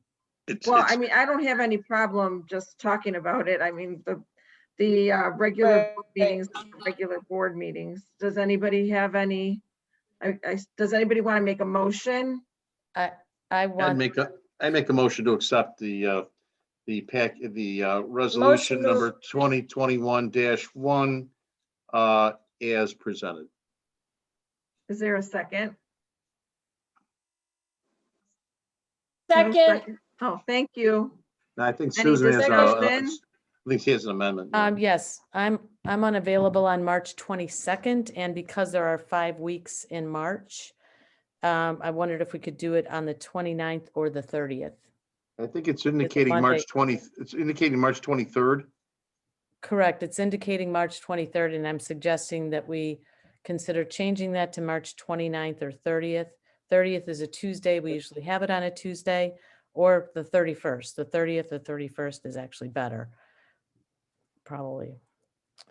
My first choice would be the 31st, actually, if that would be possible. If not, the 30th. Okay. Is the hold on. 31st an option?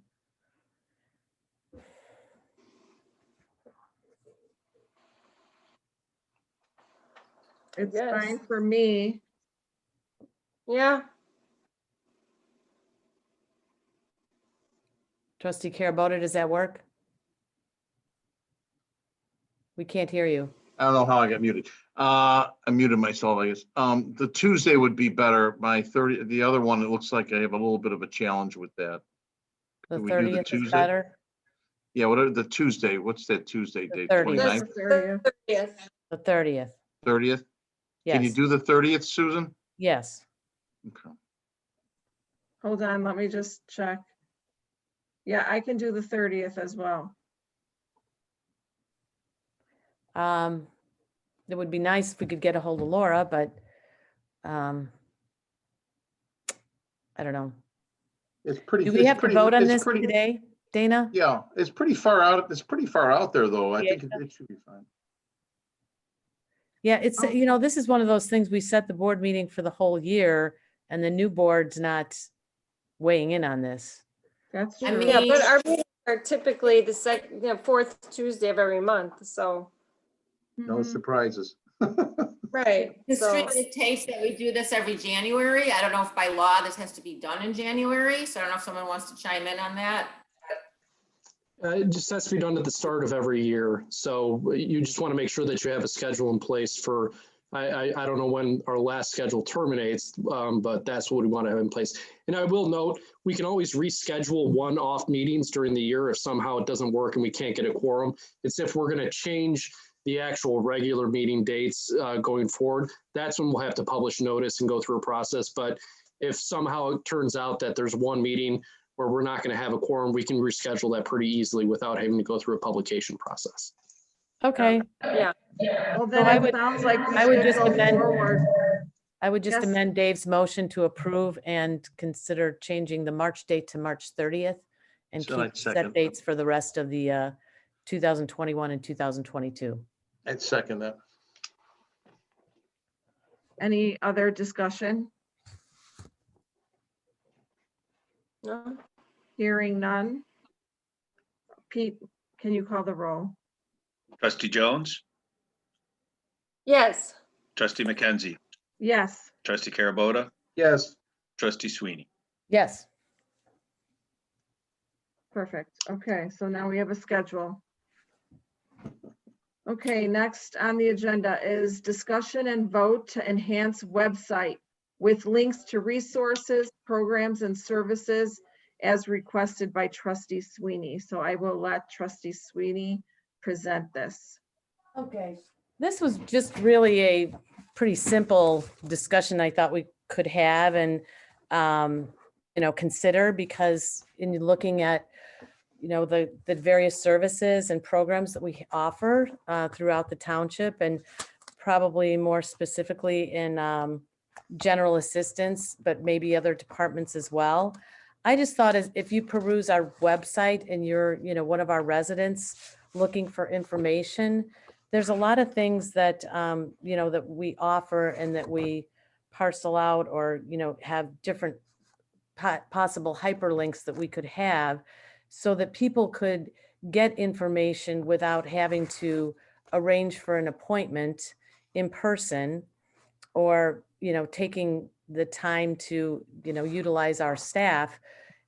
For example, I'm just going to talk about some of the programs in general assistance, the benefit access program where we have the seniors a free transit ride and, information with that, special discounts that we have for license plates and stickers, the energy assistance, which is the LIHEAP program for low income people.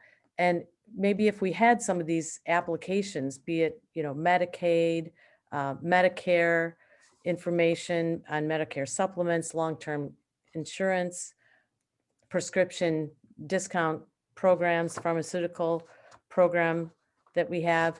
I just think people, we're kind of teaching people to fish for themselves. I know not everybody has a computer, but for those that do, it certainly would be a way for them to, see what the criteria and the qualifications are. We do have a frequently asked questions site, but it's pretty limited. So I just thought it would be a lot more efficient for us to offer people the information that we have at our disposal and put some hyperlinks on there, and maybe consider doing that for some of the other departments too.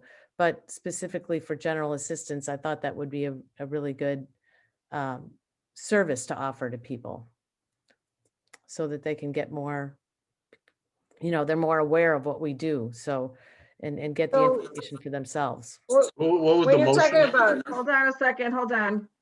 Trustee Jones had her hand up first. so when you're talking about hyperlinks, are you talking specifically about where general assistance would refer people to? Is that what you're talking about? Possibly it could What be where the hyperlink referrals are are, you- or it could be the forms themselves. Just like, actually the assessor's office has a lot I was looking at, where you can actually see like the senior freeze forms and all the different forms that need to be filled out so that people can have that in advance and look at it and then come into the township, or, they can see the different things in the coast to coast discount service that's offered. And maybe they could see information specifically on Medicare supplements and what part, B is in the health insurance program, the SHIP program that we have. We have free assistance, to people that we answer their questions and problems, but we do that on an in-person basis. And I'm just suggesting that I think a lot of our residents might benefit. It doesn't cost anything more to have this online, maybe even reaching a lot more people that we could provide information to, and where they wouldn't have to. Are you set up an appointment. suggesting we do this in-house or hire somebody? I'm not suggesting that this would require an additional staff person to do this. I think if you, No, I didn't say that. I didn't say Oh. that. oh, I asked if you were considering contracting that out, or are you suggesting that someone do it, like Rich or one of our staff members add this to their responsibilities? Is that what yeah, you're, but what are you suggesting? well, How it's would not it like be a continued responsibility of implemented? putting some links? Like if we've got Right, 4 different, I get that, but are you talking about a person on staff doing it? Yes. Or did you want to hire someone to do that? no, that's why I said not hire, just a person on staff. Yes, someone on staff. Well, you said you weren't hiring another cost- individual, another staff member. I'm talking about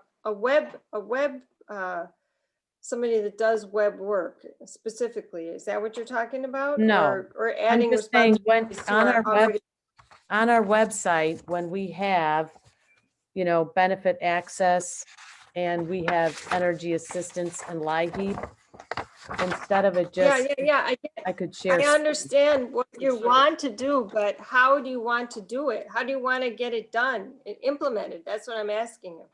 Go to Google or whatever your browser is, look up some of the links and put them on there. Okay, That's all I mean. who suggest would do that? Austin could do Is it. this going to cost township money? I mean, Laura's not part of this meeting, but I thought because she's, head of general assistance, she might be able to have some opinion on that. And I just thought it was an easy thing that we could offer to people, instead of No, our it's website not- just I'm being not saying limited. it's a bad idea. I'm just saying, if we're gonna vote on it, I would like to know how it's gonna be implemented. If it's going to be something that we're gonna have to outsource, and I would like to know what the price of that would be, or if, No, I don't if think you're it gonna would take more than maybe an hour of time. I I'm think just- she's talking about very basic I'm hyperlinks. talking about really basic. That's exactly right. Like I'm just talking to about the looking up things that the we do over and over and over again, like hand out brochures. So instead of handing out the brochure, the person or people who now hand out brochures can work together, or Austin can, if it's the GA with, I know they hand out brochures a lot, or provide assistance to the GA people that we service. And instead of, having meetings like Susan said, perhaps we can have them put the hyperlink in. It's not that hard. Yeah. So like right now, if you were to answer a question for somebody or tell somebody, can you tell me a little bit about what you offer in Maine Township with the SHIP program, or, how you help people with Medicare or long-term healthcare insurance or energy assistance, it would be nice to know that you could just direct them and say, yes, this is what LIHEAP actually, these are the forms that you fill out. You can click on these forms, or this is where you can get information on what's expected, or what, documentation you need, or what the next step is. So I'm just suggesting to be a little bit more, you can fish for people yourself, or you can teach people how to fish, like offer something so that we can just provide the information that we are already giving in person. Okay, Well, and maybe this is just, we're being asked to vote on enhancing the website, but maybe as we, if we were to vote yes. I actually didn't call for a vote. I did. Yes, I take that back. I did call Yes. for a vote. Yes. We could go to the department heads and ask if they have ideas on what can be implemented right away. And if they have any ideas where we might want to engage other people to do more things, and then take that to the board. Claire, can I comment? Yes, Dana, of course. Okay, so yeah, I think that's a good idea. I think it's always good too. I remind the department heads to check the website for updated content and to make sure there's nothing we need to take off. But one thing that we do want to remember, so if we just look at GA, for instance, I think there are probably links that we could add. Rich, who is our webmaster, he's the one that would be able to do that. He's very proficient at that. So that would be your go-to person. So we could probably put up, like for benefit access, a link, for the discount for the license plate sticker, public aid application. We could put up, maybe there's something on there about subsidized housing packet. We can probably put a link up for that. I do want to address though, Susan, I know you're talking about like a GA application or a LIHEAP application. Those really kind of have to be screened over the phone. A GA application I actually have with me is 20 some pages long, and it's extremely in depth, and honestly is very confusing. I'd be happy to send you one. So certain applications are in depth and a little confusing, and I don't know if we want to put those things on the website, but I do think there are certain things that we could add. So Claire, I think it's a good idea to have the department heads just check to make sure that there aren't other links, that could be added. So Yeah. Susan, just so I can understand, it would be your motion would be to enhance the website with links to resources, programs, and services. And if that would be your motion, then I would second that. Yes, that's my motion. I would second that, and then we can, Without any specificity, just to, as Claire, as that and Trustee McKenzie was saying, yeah, Eh. right along those lines. yeah, and I guess I would add that just, that we just Dana put a note out, that the vote is actually to take action on it by saying, have Dana reach out to the different departments and add some links that they see, that are like not laborious, like you just described, where it's something that's 18 pages, but if they need help, but still, I think it still helps to see information. And, even the criteria for general assistance, it's not really on the website. So if people want to know what it takes to qualify, that is something that would be helpful to know. I don't know. We've never published that, what our criteria is. That's not on our website. It is on other townships' websites. I don't see it on ours. So trustee McKenzie, then that would be the motion and the second, is that be correct? Okay. Yes, I thought we were, any more discussion? No, that's. Kim, are you comfortable with that? Yes. Okay. If there's no more discussion, then Pete, do you want to call the roll? Certainly. Trustee Jones, Yes. trustee McKenzie, Yes. trustee Carabota, Yes. trustee Sweeney. Yes. Okay. So, and Dana, we are, we can address any kind of, problems or issues that the department heads or anybody that would be helping us implement this are having, and we can fine tune this. We're not trying to make this laborious, just trying to get, this Oh, information. no, for sure. Yeah. Right. No, Okay. definitely. Of course. So the last item under new business is discussion and vote to abate property taxes as requested by trustee Sweeney. Okay, so maybe recognized. Yes, trustee yes. Sweeney. So I don't think we're at the point of needing a vote yet, but I would suggest, and I would like to share my screen, but I don't see that I have that capability like I usually do. Can you? Oh, never mind. I do see that I can. Okay. Okay. Because I don't know how to do because that. host disabled it. Down Can here you- and share screen. Can you enable? It Susan, says, I just enabled it for you. It should take a few seconds and you should be able to share your screen. okay. Okay, let's see. Okay, now I'm going to share.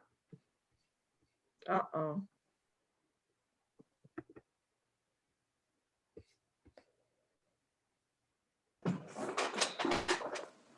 Okay, can you all see that? Yes. Okay. This is something that I just took a first cut at. Okay, and it's a lot of numbers, all right? But I just want to explain because I can send this to you all and then maybe we can kind of think about it and be prepared because this is January. We've got February. Kurt, I do need to get clarification from you to know what our deadline is if we were to do an abatement. I think we talked about it being done by first quarter, but then. Cook County's deadline is April 1st for any abatement ordinances. Okay. Okay, so what I did, and I need some things filled in based on what happens over the next month or so, is take a cut at putting together this spreadsheet. So we have three funds, the general assistance, the town fund, and the road and bridge. So our operating expenses and what we've expended through 12/31, which is what our current, every month we get in our board packets, and all the residents that are looking at this online, you have access to this. You can see what we've spent to date in general assistance, which is 529,000, what we spent in town fund, which is 2,837,000, and then what we spent in road and bridge, which is 1,178,000. And then we're trying to estimate what we're going to spend throughout the next fiscal year, which is our fiscal year ends February 28th. So we have 2 more months. We have this month, which we have our bill pay, which we just paid. So that we have to add to that amount that we know we need. And also the second, what we're going to spend in February. And Dana had submitted an email today that you all have that says we're expecting that our total amount between now and in general assistance. And February will be another, we'll be spending 635,496 out of general assistance, which is a little bit more than our budget. So if you look at our budget for general assistance, it's 612,000 for the year. And Dana's estimating that we're at 635. So the important thing to look at here is that we know now, as of 12/31, we have a fund balance in general assistance of $1,541,000. So, and our annual budget is somewhere in the neighborhood of about 612. So we have more than 2 years right now, but we have to spend another 106. So we're going to bring that down to about $1,000,004 on 3/1, plus or minus whatever we have in revenues, and if there's any other expenses that aren't accounted for. So we know, roughly speaking, that if we start out the year in in March 1st, our fiscal year begins, and we have $1,000,004, we have well over 2 years in general assistance of, what we need. Now, because we lowered our levy and we're only levying about, what was it, 300? Let's see, I'm gonna pull out my levy.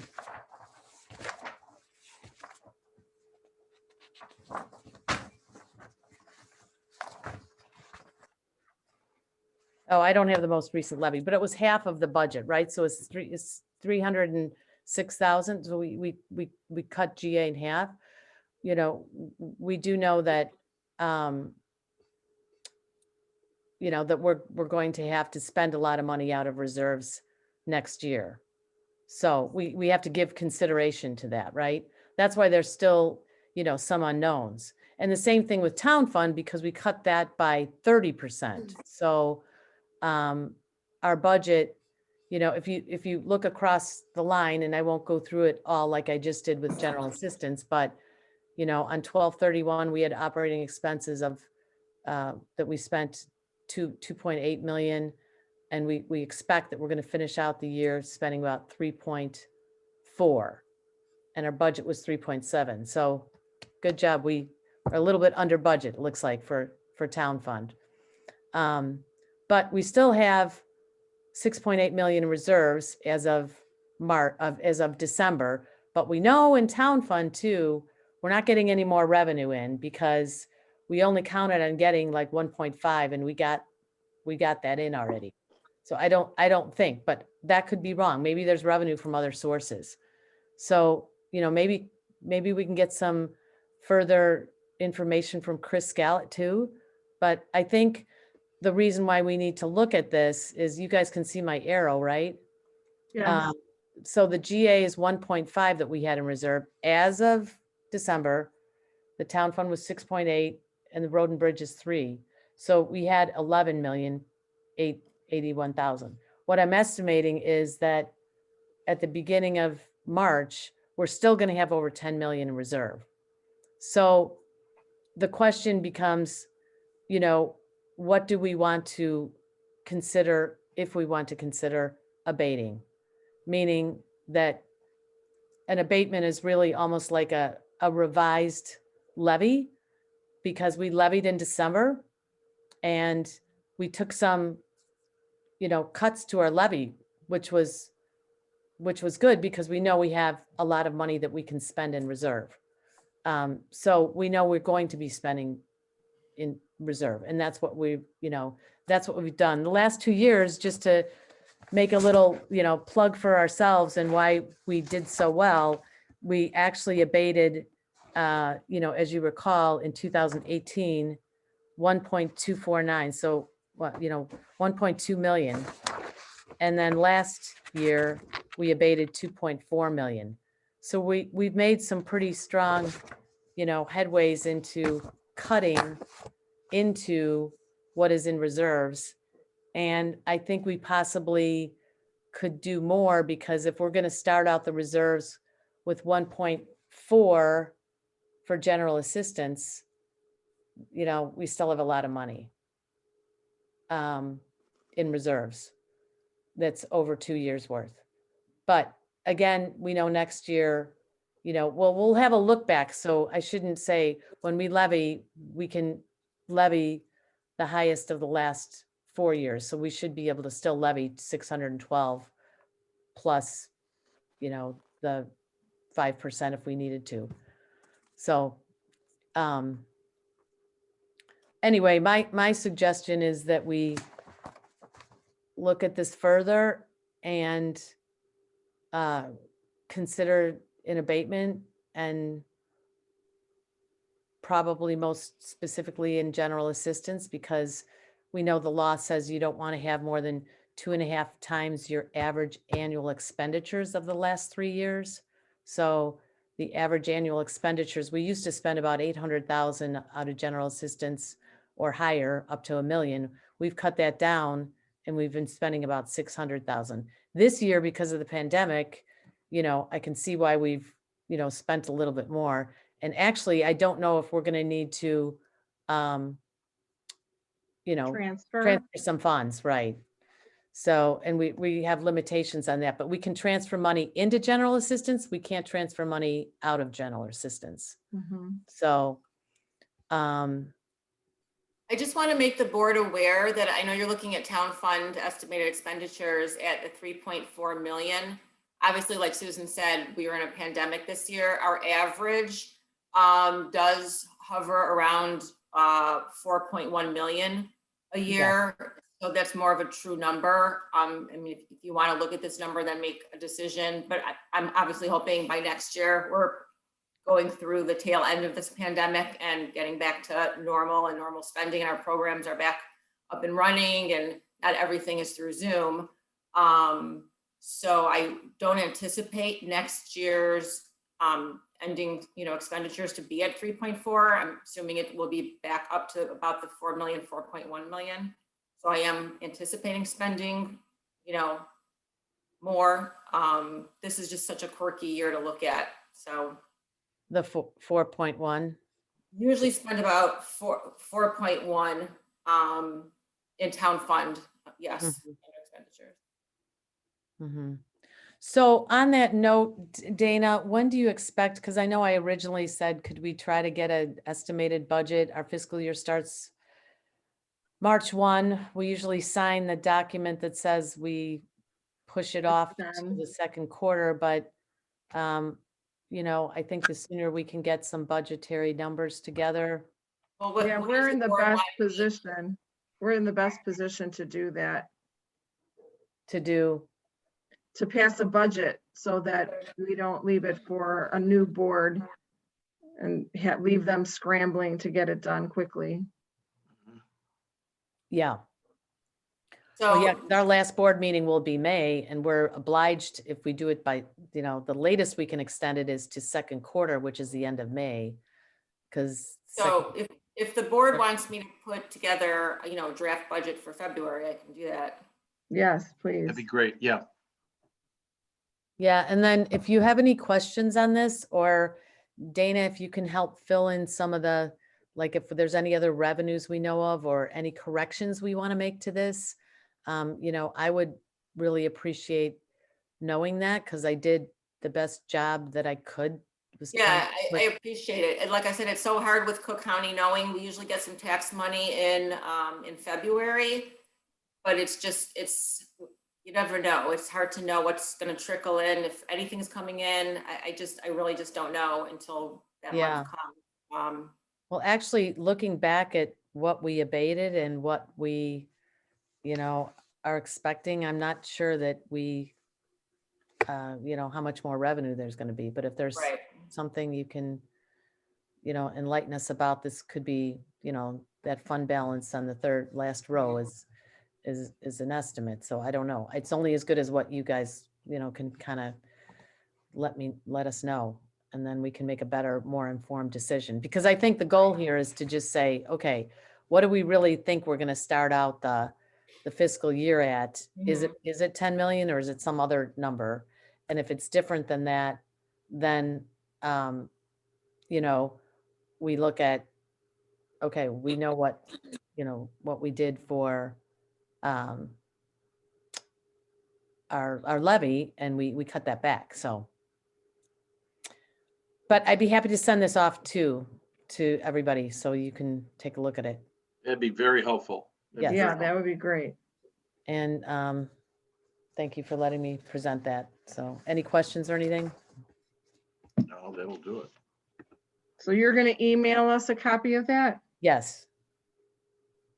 And I'll put that, I'd like to have that added to the board packet and reflected in the minutes. Yeah, too. that's a very good idea. It's available for people to look at it. Okay. You have on here that you wanted us to vote, but I think that it's a little premature, as you also mentioned. Yes. So we'll just kick this Till to, February. okay. So we'll have this on the February agenda as well. For discussion and vote, is that right? Yes. Okay.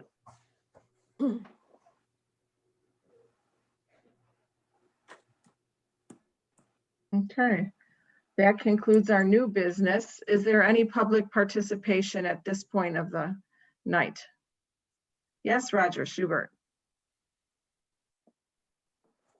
Thanks, Claire. So just a couple of comments. I was just going to limit it to one, but the tax discussion spurred another comment. So first of all, just a quick comment on the garbage hauling contract and that whole discussion.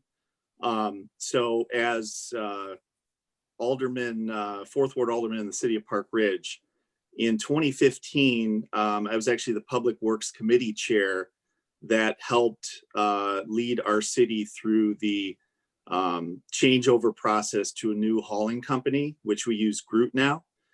And I just wanted to make some points that I would strongly recommend considering an RFP process. I know some of the circumstances of the township contract are different than a city, but we happened to get an 8-year contract with Groot and actually replaced Republic Services and saved the taxpayers probably in the neighborhood of $5 to $6 million over the life of that contract with a 2-year extension.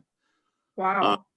So it was a pretty lengthy process. And my other comment, because I know there was some discussion around should we do the RFP now? Should there be a 6-month extension? When considering an RFP process with, especially with garbage hauling, if you do make a change to a new company, there's a fairly long lead time, not only to communicate with residents, but also to consider companies doing basic things like switching out garbage cans and having different sizes and things like that. I know that when we started our RFP process, it was almost a year in advance of the expiration of the contract. So I would almost say that you might be too late now if you wanted to look to make a change for April.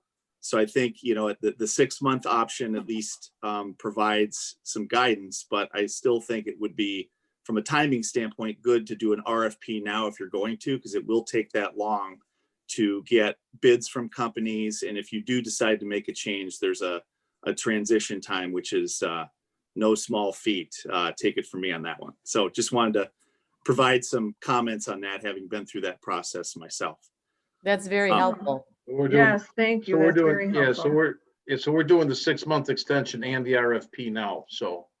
right. Yeah, I think that's the absolute right guidance, just to give yourself time, because this will be a big process. Now for public, if you go through that process and Republic stays, that's great because you don't have to change over. But if you do end up going that route, it will take significant effort to do that. So it would be helpful to give residents time to communicate that and also prepare for any equipment changes. Do you think 6 months is too short then? I mean, do you think a year, or, I mean, because that was the option she started with, a year contract. But Yeah, I think 6. I mean, if you start the RFP now, you could probably do the whole process. And if you need to make a switch over, I think that's the appropriate amount of time. I wouldn't do any shorter than 6 months. So I think 6 months is probably appropriate. And again, as we've said, you know, there'll be a new board seated and hopefully would continue that momentum, whatever direction it goes. But I think that seems appropriate to me in terms of when we started our process for the city of Park Ridge. Thank you. Certainly. The other comment I want to make real quick is on the tax abatement question. So It's interesting to me because last night at our city council meeting, we had a very lengthy and spirited debate around fund balances for the city of Park Ridge. And the Government Finance Officers Association recommends for most unrestricted general funds to have about a 2-month, possibly 3-month fund balance. And Park Ridge is currently weighing moving that to a 3 to 6 month cushion, just based upon state of Illinois guidance and where, you know, things might be going in terms of funds over the next few years. So to hear terms like 2 years of balance is is a whole different environment for me. But I think there's certainly room to continue these discussions and look to either abate or to spend down reserves responsibly and still be well within federal guidelines for fund balances. So I just wanted to offer that comment as well. Thank you. Thank you.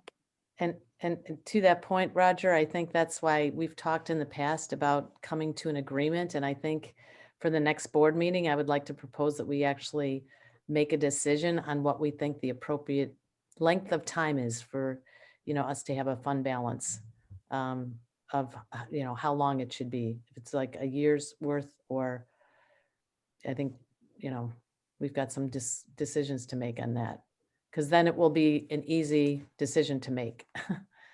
No, we did have that discussion last year too. Yes, we talked about a year and a half and then a year. And so I don't think we ever arrived at a definitive, because if it would be easier for us to make a decision, I think, if we decide how long of a fund balance, you know, do we want to have?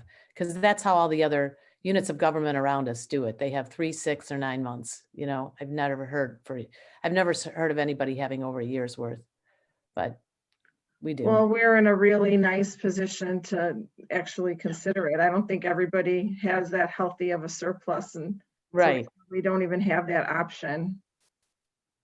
Yeah. Okay.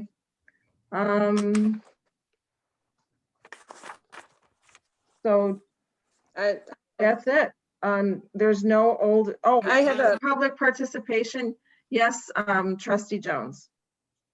Well, okay, I'm not sure if it's old business or public participation, but in the December 22nd meeting, the board approved the check number 58273 in the amount of $2,538.76 to reimburse the Republican caucus. And in light of the fact that that has been voted on as an illegitimate caucus, I would like to request that Charlene Foss Eggeman reimburse the township for that amount of money. Because first of all, I objected to having to pay it. I understand that's the law, but there's no benefit to the taxpayers for this. And since it wasn't actually a legitimate caucus to begin with, I think she should reimburse the township and the taxpayers that money. That's not on the agenda, though. Well, not only is it not on the agenda, I mean, yes, Trustee Sweeney. I don't think you can characterize it as illegitimate, and it's going to circuit court. So the decision has been made to appeal. So I think until a final decision is made, that is not something that we should consider. Well, we can't consider it tonight. It's not on the agenda, but Right. Trustee Jones, if you would like to do the research and present whatever support there is in the law to retract a reimbursement, or however you want to phrase it, then you could bring it to the next board meeting or put it on the next agenda. Yeah. Okay. Okay, I can do that. Thank you. I just wanted to bring it up as a matter of old business. Wasn't expecting a vote, of course, obviously, but I think it's something that should be considered, and that's it. That's all. That's my comment. Okay.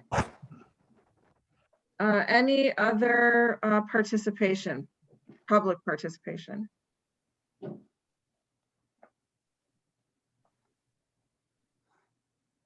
Okay.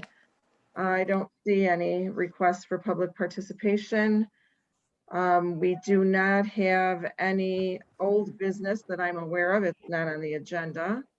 And we don't have anything for closed session that I know of. So that brings us to officials' reports. Does anybody want to make an officials' report that has not done so in writing? Oh, Trustee Sweeney. Yes, I'd like to, I'm going to read my report that will be submitted in writing though, but I'm going to review this now, and I'd like to have this part of the record. So as was just recently referenced by Trustee Jones, on January 21st, a Maine Township newly convened electoral board voted 2-1 to remove the Republican slate of candidates from the ballot on April 16th for the Maine Township government, denying the taxpayers any choice in who governs Maine Township for the next 4 years. The 3-member Democrat electoral board stripped Maine Township residents of their right to vote for any Republicans in the upcoming election, despite knowing that the clerk of the Maine Township government had accepted the caucus location offered by the Republican committeeman, scheduled the location, published the location in the newspaper, and submitted the caucus bill to the Maine Township Board for payment. The supervisor and the Township Board approved the bill in December of 2020. As a result of this electoral board ruling, the Maine Township taxpayers paid for the caucus. The Republicans are appealing this ruling in this case that was initiated by a displaced Democrat voter that is represented by former House Speaker, Michael J. Madigan's attorney, Michael Casper. And this is a political comment, please, and I it's do not really want to not be interrupted. appropriate for This Democrat voter objected to the a Republican political caucus. commentary. This happened. I don't want to be interrupted. This Democrat Well, you know, voter I don't objected want to to interrupt the you either, Republican but caucus location that Trustee Republican committeeman Sweeney, Sharfoss Trustee Eggman Sweeney, Trustee Sweeney. for a caucus meeting.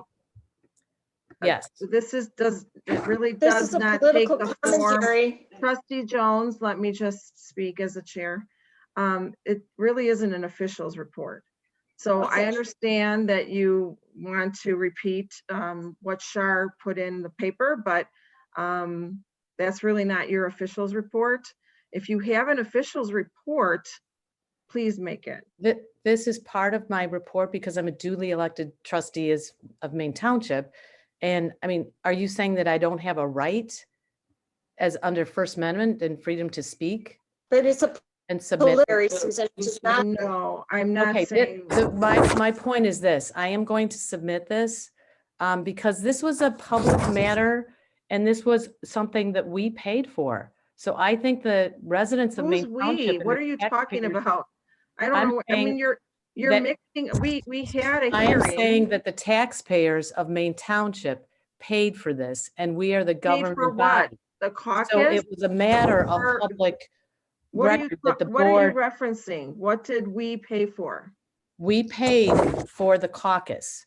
So in effect, and that's what I'm reading in the last of what I want to get through. So when the township board agreed, I need to say that no Republican made a objection, but when the township board agreed to pay for the event, it became a public function of the township. In my opinion, this electoral board has gone against the best interest of the taxpayers and the voters of Maine Township. April 6th is scheduled to be a township partisan election, but unless this electoral board ruling is overturned by the circuit court and we appeal it, or I say we, but the Republicans of Maine Township, of which I am a Republican, the voters will be denied a choice and the right to elect those who will govern them in Maine Township for the next 4 years. Okay. So that will be submitted. That was so inappropriate. That was a political commentary and was an inappropriate as a township official's report, and it should be stricken from the record. Now, I would agree that I don't think that was in the form of an official's report, but be it as it may, Susan made her point. Why can't I speak on behalf of the voters when, this is. You're done. We are their township and they need to know that right now there's no choice for the You're next done, 2 years, Susan. and this board made a Okay, decision. trustee And the Sweeney, I board am is going, comprised of all trustee Sweeney, Democrats and you- 1 Democrat objector. So there Okay. are no Republicans. trustee Sweeney, It's a I let you partisan. make your statement, but we had a hearing and we followed the law. If the circuit court changes the decision, that's fine. But this is not a forum for our discussion of what was right or wrong. And it was not removing anybody from the ballot. The ballot hasn't even been printed yet. It was a hearing about whether or not the GOP slate followed the requirements or met the requirements. That's it. So, we don't need to make any more political statements. I think that it was inappropriate. I think it was inappropriate for you to put forth all that you said. Some of it I think was fine, but most of it was not an official's report. But okay, you made your statement. Are there any other Trustee Jones officials? brought it up under old business. I thought about bringing it up there after she made those comments, but It's not part of old business, well, but she brought it up under old business. So well, she shouldn't have brought it up either. So she's going to bring it up in the February agenda, like we said. Dave, do you have an official's report? Yes, I wanted to commend you, Claire, on how you ran the meeting tonight. I thought it was very well done. I think we accomplished an awful lot. I think everyone here, we worked as a team. It's very nice to see. Everybody was treated very professionally. There's a very high level of maturity. And again, thank you everyone for all your participation tonight. Message though, for our Maine Township residents. I am very, very concerned with the reports that I've been seeing about further acts and conducts of residents of Maine Township when they're challenging depression in this time of extended COVID restrictions and COVID shutdowns. Your township is here for you. We have staff here that are here for you to work with you on that. Your churches are open.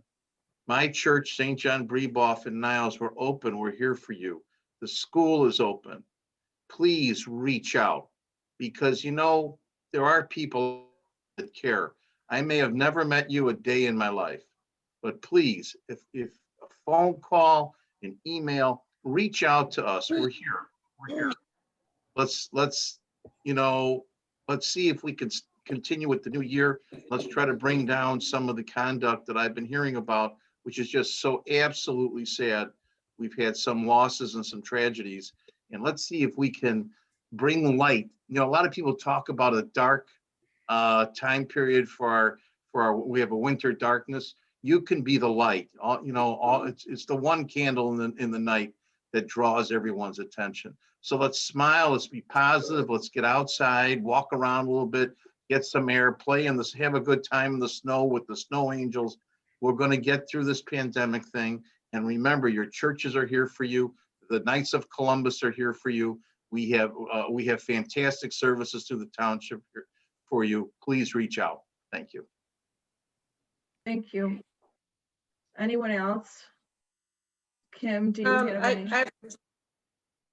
I don't have an official's report, but I do want to thank you for chairing the meeting. I agree, did a great job, and thank you. And that's it. Thank you. Thank you, everybody, for everybody for all the cooperation and getting things done. Motion to adjourn. Motion to adjourn. And do I have a second? Second. All in favor? Aye. I didn't see Dana say aye. I don't know if she wants to. I hate to say this. We do have to take a roll call even on the motion to adjourn under the requirements of the Open Meetings Act. Not to be a stickler, but just Oh no, we want to adjourn correctly. Yeah. Okay, then here we go. Trustee Jones. Yes. Trustee Jones. Trustee McKenzie. Yes. Yes. Trustee Carabota. Yes. And Trustee Sweeney. Yes. Okay, meeting is adjourned. Thank you. Good night, everyone. Thank you. Good night. Kurt. Bye, Donna.